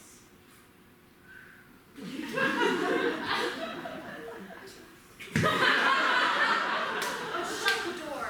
Who now spoke so complete with me, past hope, past care, past help? Oh, Juliet, I already know thy grief. Tell me not, Friar, that thou hearest and list, unless you tell me how I may prevent it. If in thy wisdom thou canst give no help, do thou but call my resolution wise, and with this night I'll help it presently. God join my heart to Romeo, thou our hands, and ere this hand by thee to Romeo sealed shall be the label to another deed, for my true heart with treacherous revolt turned to another, this shall slay them both. Therefore, out of thy long experience time, give me some present counsel, or behold, twixt my extremes of need, this bloody knife shall play the umpire, arbitrating that which the commission of thy years and art good to know issue of true honor bring.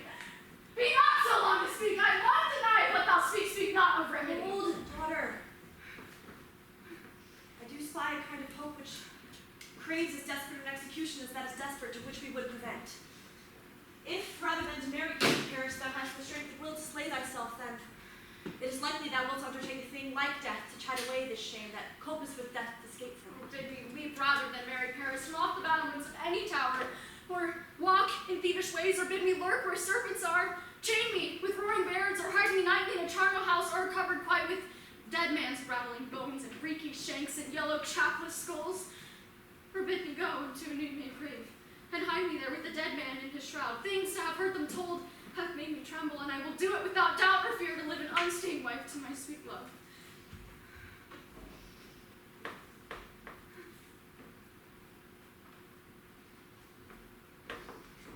Go home. Give consent to marry County Paris. Take thou this phial, being then in bed, and this distilling liquor drink thou off, and presently through all thy veins shall run a cold and drowsy humor. For no warmth shall keep his native progress but surcease. Thy roses in thy lips and cheeks shall fade to paly ashes. Thy eyes window shut like death when he shuts up the day of life. Each part deprived of supple government shall, stiff and stark and cold, appear like death. And in this borrowed likeness of shrunk death thou shalt continue 42 hours. And then awake, as if from a pleasant sleep. Now, when the bridegroom in the morning comes to rouse thee from thy bed, there art thou dead. Thou shalt be born to that same ancient vault where all the kindred of the Capulets lie. Meantime shall Romeo by my letters know our drift, and hither shall he come, and he and I will watch thy waking, and that very night shall he bear thee hence to Mantua. And this shall free thee from this present shame, if no inconstant toy nor womanish fear make thy valor in the act of it. Give me, and tell me not of fear. Behold, get you gone, be strong and prosper in this resolve. I'll send a friar with speed to Mantua with letters to thy lord. Love shall give me strength, and strength shall help forward. Farewell, dear father.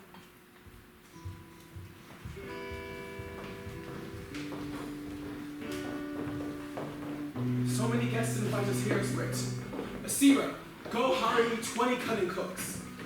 You shall have none else, for I'll try and lick their fingers. How canst thou try them so? Marry, sir, 'tis an ill cook that cannot lick his own fingers. Therefore, he who cannot lick his own fingers goes not with me. Go! Be gone! We shall be much unfurnished for this time. What is my daughter gone to Friar Lawrence? I forsooth. Well, he may chance to do some good on her. A peevish, self-willed harlotry. Why, how now, my headstrong? Where have you been gotten? Where I've learned to repent the sins of disobedient opposition to you and your behest, and am enjoyed by holy Lawrence to fall prostrate here to beg thy pardon. Pardon, I beseech you, henceforward I am never ruled by you. Ah! Send for the county. Go tell him of this. I will have this knot knit up tomorrow morning. Not till Thursday. There's time enough. I met the youthful lord at Lawrence, so.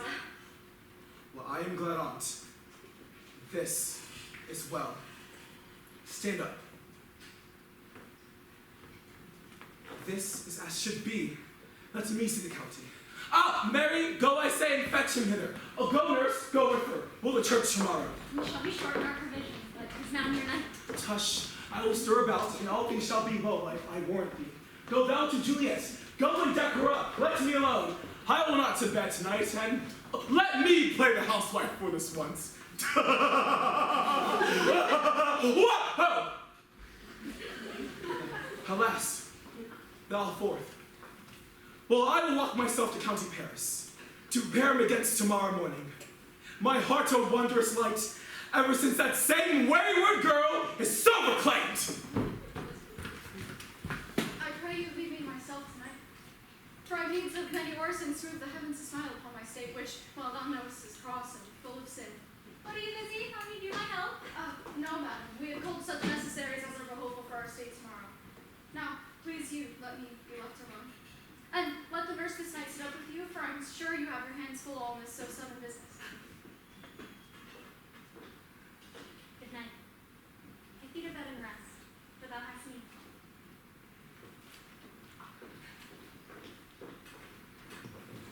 Farewell. God knows when we shall meet again.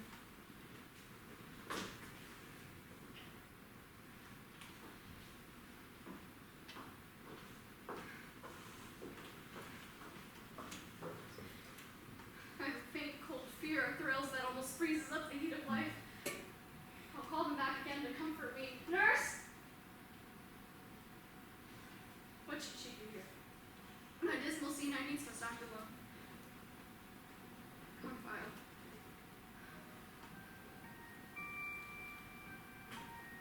What if this mixture do not work at all? Shall I be married then tomorrow morning? No. This shall forbid it. Lie thou there.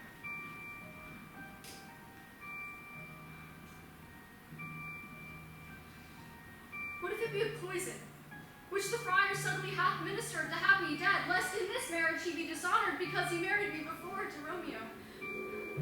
I fear it is. And yet methinks it should not, for he has still been tried a holy man. How if, when I'm laid in the tomb, I wake before the time that Romeo come to redeem me? There's a fearful point. Shall I not then be stifled in the vault, to whose healthsome air no breathes in, and there die strangled, ere my Romeo comes? Or if I live, it is not very like the horrible conceit of death and night together with the terror of the place, as in a vault, an ancient receptacle where for this many 100 years the bones of all my buried ancestors are packed. We're bloody tumult. Yet but green and earth lies festering in his shroud, where, as they say at some hours in the night, spirits resort. Oh, alack, alack, it is not like that I, what, so early waking with loathsome smells and shrieks like mandrakes torn out of the earth, that living mortals hearing them run mad. If I wake, shall I not be distraught, environed with all these hideous fears, and madly play with my forefathers' joints, and pluck the mangled Tybalt from his shroud, and in this rage with some great kinsman's bone, as with a club, dash out my desperate brains?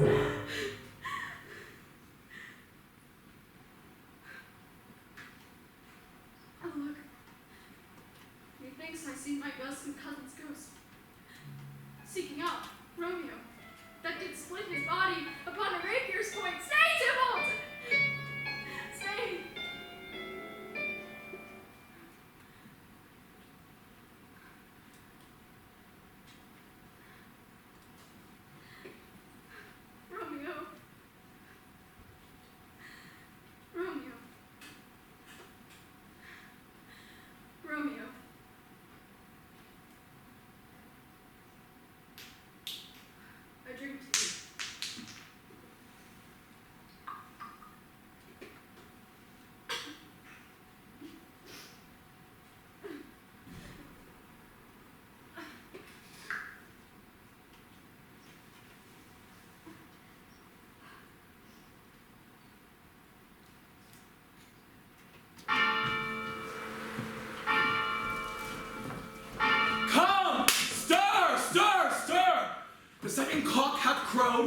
curfew bell hath rung, 'tis 3 o'clock. Look for the baked meats, good Angelica, and spare not for the cost. Go you, cot queen, get you to bed. Faith, you'll be sick tomorrow, for the night is watching. Nay, not a whit. Why, I have watched every night, all for those cost, and never been sick. I have been a mouse hunter in your time, but I'll watch you from such watching now. Oh, jealous, Now, fellow, what is there? Things for the cook, sir, but I know not what. Hi, make haste. Asira, go fetch dry logs and call Peter. He will show thee where they are. I have a head, sir, that will find out logs and never trouble Peter for the matter. Mass and well said, and very wholesome. Thou shalt be a loggerhead. Good. Good faith, 'tis day. The county will be here with the music straight, for so he said he would.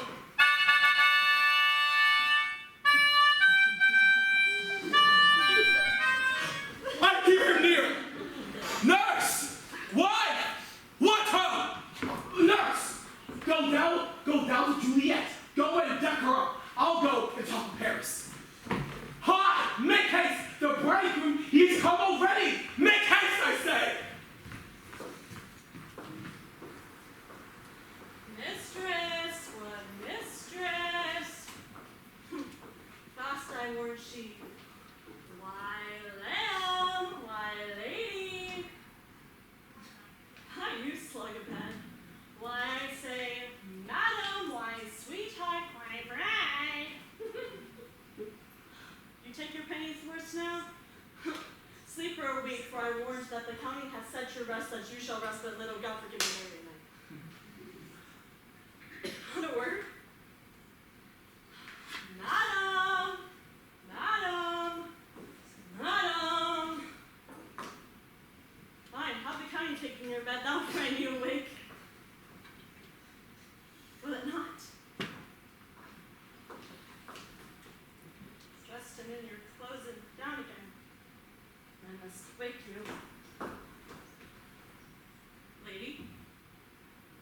Lady? Lady, alas, alas, help, help! My lady's dead! So won't the day I was born, so I took into my life, my lady! What noise is here? Oh, a miserable day! What's the matter?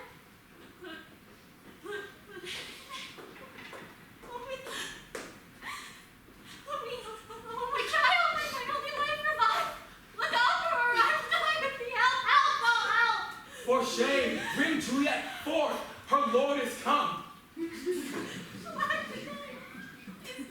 he's dead, he's dead. Huh? Let me see her. Alas, she is cold. Her blood is settled in her, and her joints are stiff. Life and these lips have long been separated.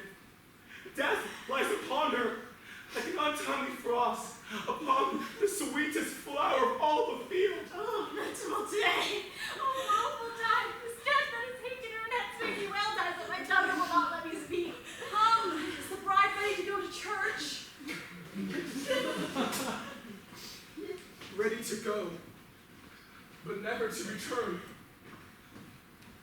O son, the night before thy wedding day, death had lain with thy wife. There she lies, flowered as she was deflowered by him. Death is my son-in-law. Death is my heir. I shall die and leave him all. Life, living, all is death. Have I thought long to see this morning's face? And does it give me such a sight as this? Boo, Oh, spies, hasten, Martyr, killed. Why keep this out now? Now to murder all Celestes. My soul, my child, my soul, and not my child. Alas, my child is Please, dead. no! For shame. Confusion's cure lives not in these confusions.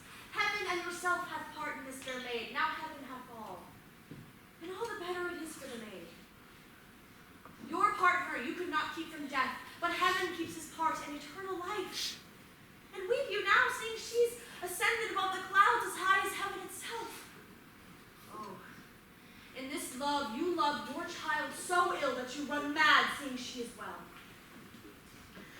call Mary that lives married long, but she's best married that dies married long.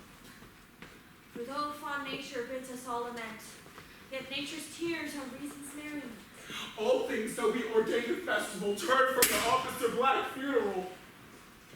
Our instruments to melancholy bells, our wedding cheers to a sad burial feast,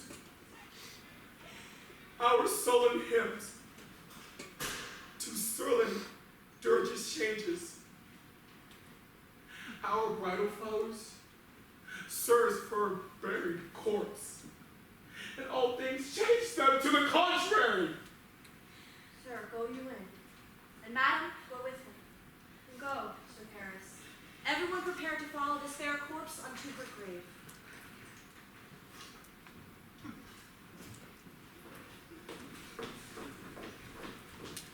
Faith, we may put up our pipes and be gone. Gentlemen, you well know this is his case. Aye, by my troth, the case may be amended. Musicians, hearts of peace, oh, you will have me lie. My heart's ease. Why heart's ease? No, musicians, because my heart itself plays, my heart is full. Play me some merry dump. Comfort me. Not a dump weep. 'Tis no time to play now. You will not then? No. I will then give it you soundly.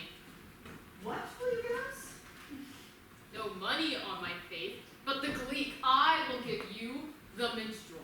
Then will I give you the serving creature. Then I will lay the serving creature's dagger on your pate. I will carry the crochets, I'll rank you, I'll buy you. Do you note me? And you ray us, you fought us, you note Pray you us. put up your dagger and put out your wit. Then have at you with my wit. I will dry beat you with an iron wit and put up my iron dagger. Answer me like men. When music with her silver sound and grimy grieves the heart of boom. Why silver sound? Why music with her silver sound? Marry, sir, because silver hath a sweet sound. Praise. What say you, Hugh Rebecca? I say silver sound because musicians sound for silver. Praise to you. What say you, James Soundpost? Good faith, I know not what to say. I cry you mercy, nor the singer, so I will say it for you. It is music with her silver sound because musicians have no gold for sounding. And music with her silver sound with feet at the land region. What pestilent knave is this saying? Hang him, Jack. Come, we'll in here tarry for the mourners and stay dinner.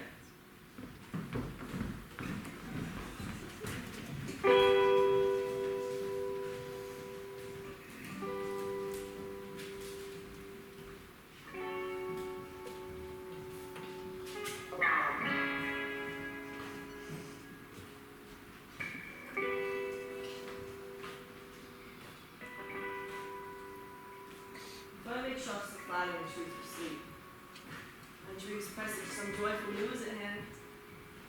I dreamt my lady came and found me dead. Strange dream, it was a dead man leave to think. Breathed such life with kisses in my lips that I revived and was an emperor. Oh me, how sweet is love itself possessed when but love's shadows are so rich in joy.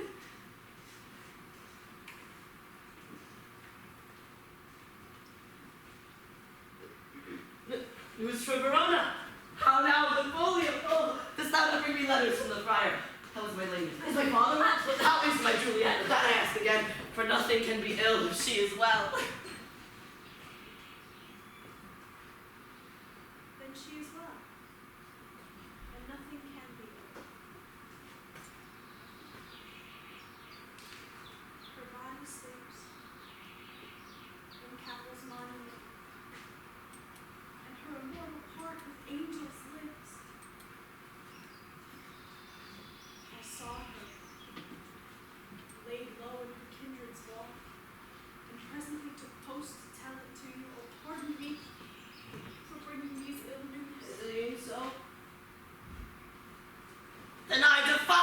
stars. You look so pale and wild and do reports of this adventure.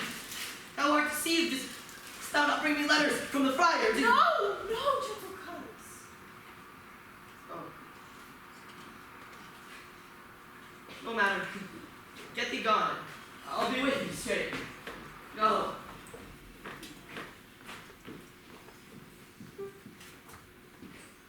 Well,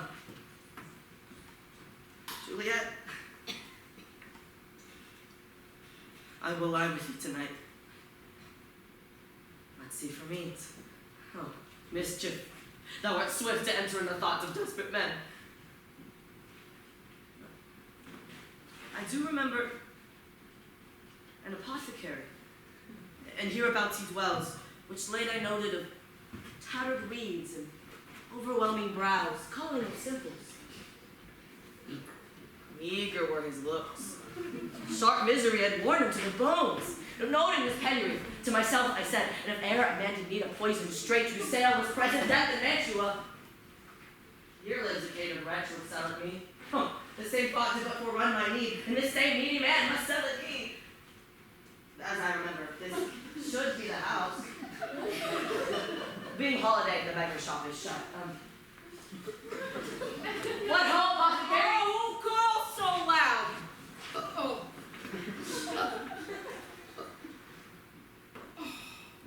Come hither, man. I see that thou art poor. Hold. Here is 40 ducats. Let me have a dram of poison.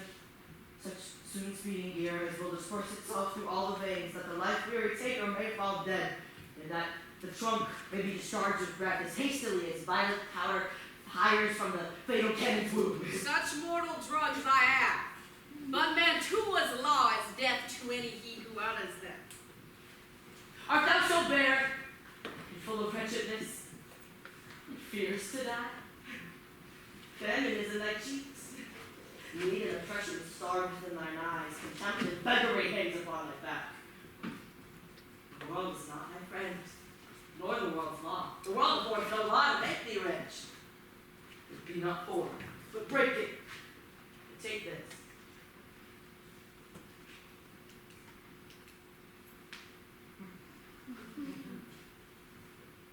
My poverty, but not my will. Consent. I pay thy poverty and not thy will.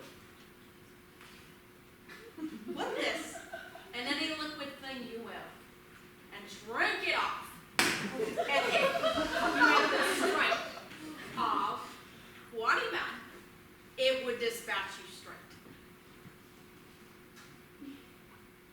There is thy gold. Doing more murder in this loathsome world than these poor compounds that thou mayst not sell. I sell thee poison. Thou hast sold me none. Farewell. Buy food and get thyself in flesh.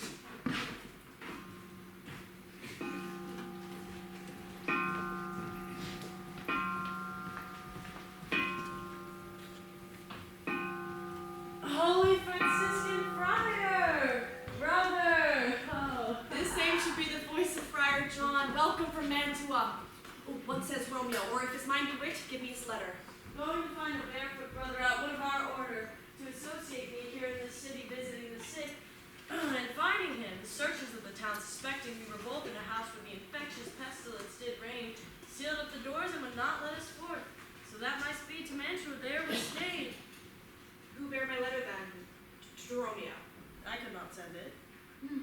But, here it is again. Happy fortune. By my brotherhood, this letter was not nice, but full of charge of dear import, and the neglecting it may do much danger. Go hence, get me an iron crow and bring it straight unto my cell. And brother, I will go and bring it thee. Now must I to the monument alone. Within this 3 hours will fair Juliet wake. She will beshrew me much that Romeo hath no notice of these accidents, but I will ride again to Mantua, and keep her closely at my cell till Romeo come. Poor living corpse clothed in a dead man's tomb.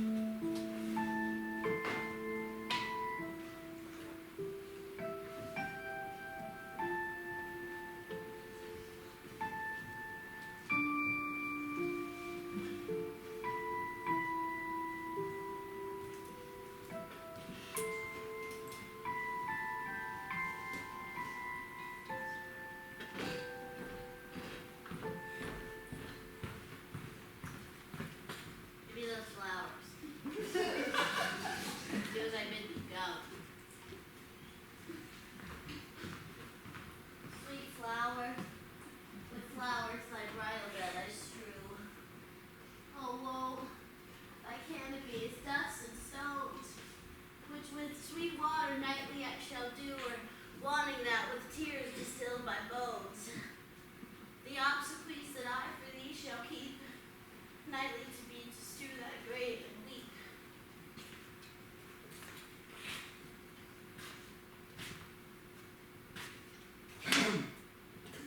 The boy gives warning something doth approach. What cursed foot wanders his way tonight to cross my obsequies and true love's right? With what, a torch? Muffle me night, a while.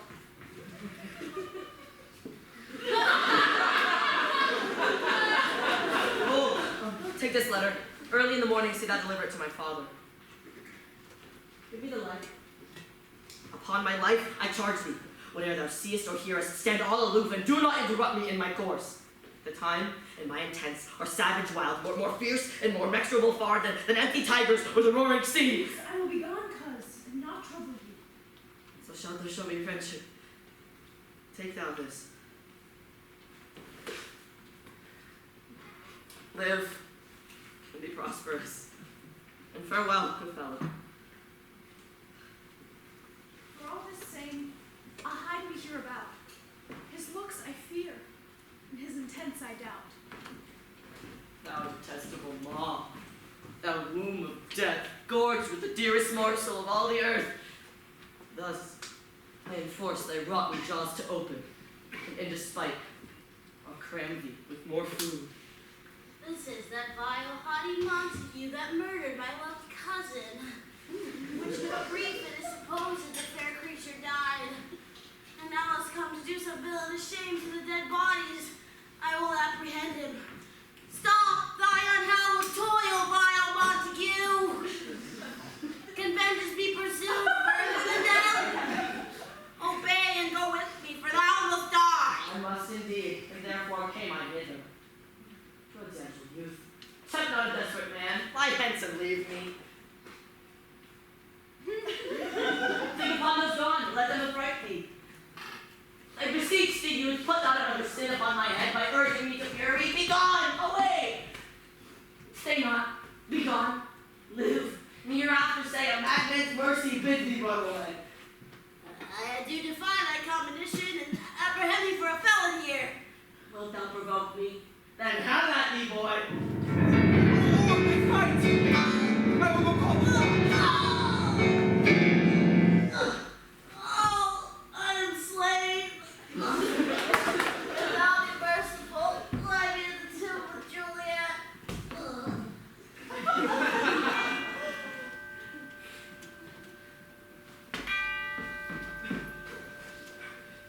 Mercutio's kinsman, the noble County Paris. What said my man whom I betossed soul did not attend him as we rode? I think he said that Paris should have married Juliet? Said he not so? Or did I dream it so? Or am I mad, hearing him talk of Juliet to think it so? Oh, give me thy hand, one writ with me in sour misfortune's book. Death, lie thou there. By a dead man interred. How oft when men are at the point of death have they been married, which their keepers call a lightning before death. Oh, how may I call this a lightning? Oh, my love. My wife. Death, suck the honey of thy breath, had no power yet upon thy beauty. Thou art not conquered. Beauty's ensign yet is crimson in thy lips and in thy cheeks, and death's pale flag is not advanced yet. Tybalt, liest thou there in thy bloody sheet? Oh, what more favor can I do to thee than with that hand that cut thy youth in twain to sunder his that was thine enemy? Forgive me, cousin. Oh, dear Juliet, why art thou yet so fair? Shall I believe that unsubstantial death is amorous, and that the lean and horrid monster who keeps thee here in dark to be his paramour? Here will I set up my everlasting rest, and shake the yoke of inauspicious stars with this world-weary flesh.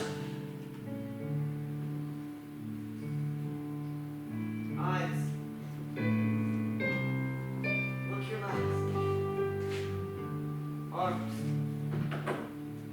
Take your last embrace. And lips. Oh, you, the doors of breath. Sealed with a righteous kiss, a thankless bargain to engrossing death. Come, inner conduct, come, unsavory guide. Thou desperate pilot, now at once ride on the dashing rocks, thy ceasing weary bark. Here's to my love.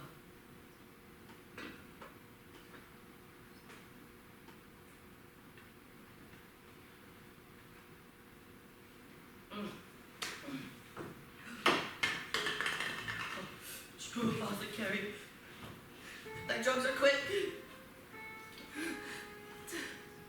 Thus, with a kiss, I die.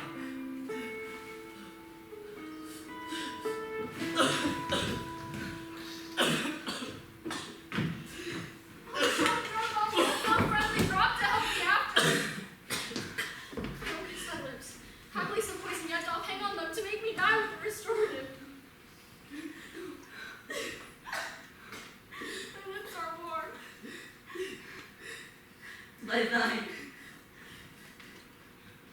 my sin is purged.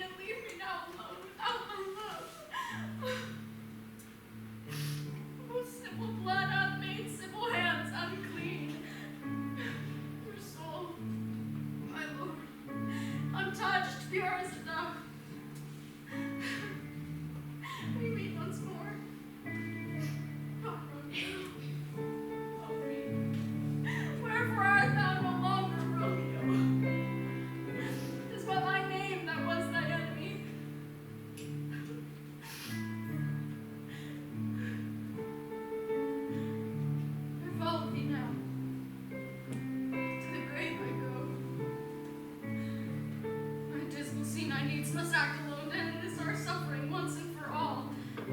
Our souls as one, the body's merely bone. I cry, and I plead. It is your name I call. Corona's walls have never felt so high as now, when all I wish for is to die. Lead below which way?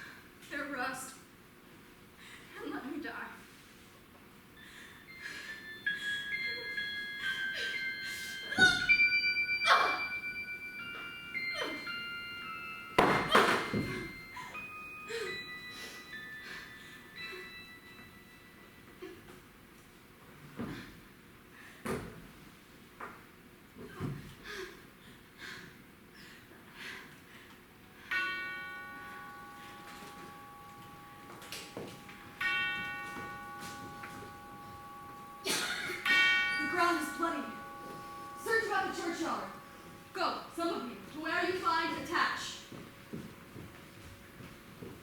Sight, here lies the county slain, and Juliet bleeding, warm and newly killed, who here hath lain this 2 days buried.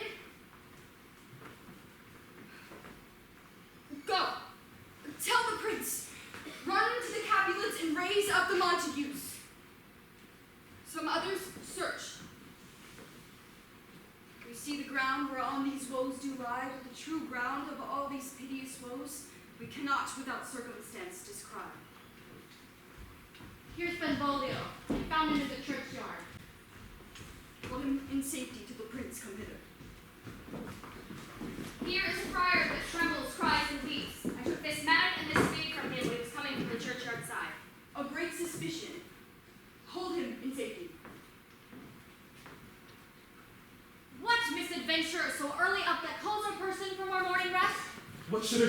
so shrieked abroad. Oh, the people in the streets cry Romeo, some Juliet and some Paris, and all run with them without cry toward our monument. What fear is this that startles in our ears?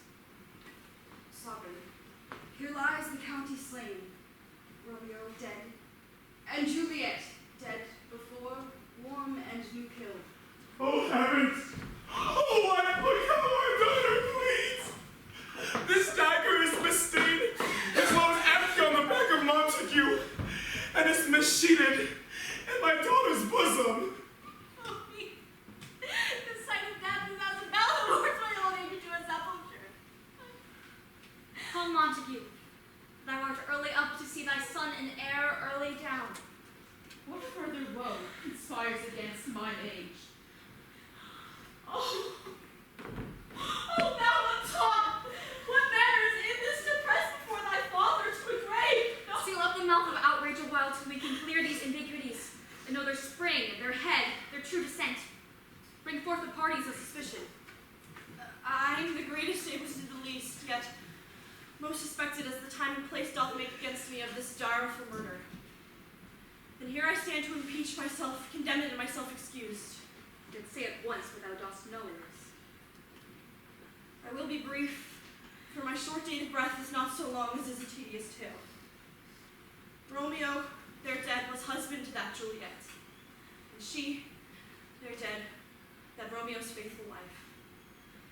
I married them, and in their stolen marriage day was Tybalt's doomsday, for whose untimely death banished the new-made bridegroom from the city, for whom, and not for Tybalt, Juliet pined. You, to remove that siege of grief from her betrothed who would have married her perforce to county Paris. Then comes she to me, and with wild looks bid me devise some means to rid her of this second marriage, or therein myself she would kill herself. Then I gave her, so tutored by my art, a sleeping potion, which took so effect as I intended, for it wrought on her the form of death. Meantime I writ to Romeo that he should hither come as this dire night to help to take her from her borrowed grave, being the time the potion's force should cease. But when I came some minute ere the time of her awakening, here untimely lay the noble Paris, and the true Romeo dead, and Juliet did violence on herself. All this I know, and to the marriage her nurse is privy, and if aught in this miscarried by my fault, let my old life be sacrificed some hour before his time unto the rigor of severest law. We still have known thee for a holy man.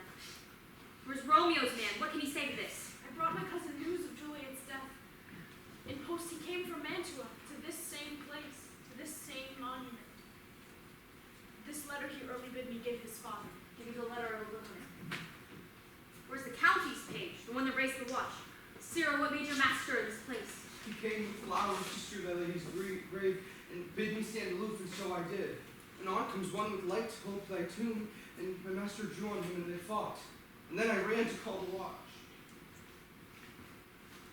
This letter doth make good the friar's words. The course of their love, the tidings of her death. And here he writes that he did buy a poison, a poor apothecary, and therewithal came to this vault to lie with Juliet. Capulet, Montague, see what a scourge is laid upon your hate, that the heaven finds means to kill your joys with love. And I, for winking at your discords too, have lost a brace of kinsmen. All are punished. Brother Montague, give me thy hand. For this is my daughter's jointure, for no more can I demand. But I can give thee more, for I will rank her statue in pure gold, that whilst Verona by that name is known, there shall no figure at such a rate be set, as that of true, faithful Juliet. As rich shall Romeo's be at his lady's lie, our sacrifices of our enmity. Glooming peace this morning brings. The sun for sorrow will not show his head. Go hence and have more talk of these sad things. Some shall be pardoned, and some punished. For never was there a story of such woe than this of Juliet and her Romeo.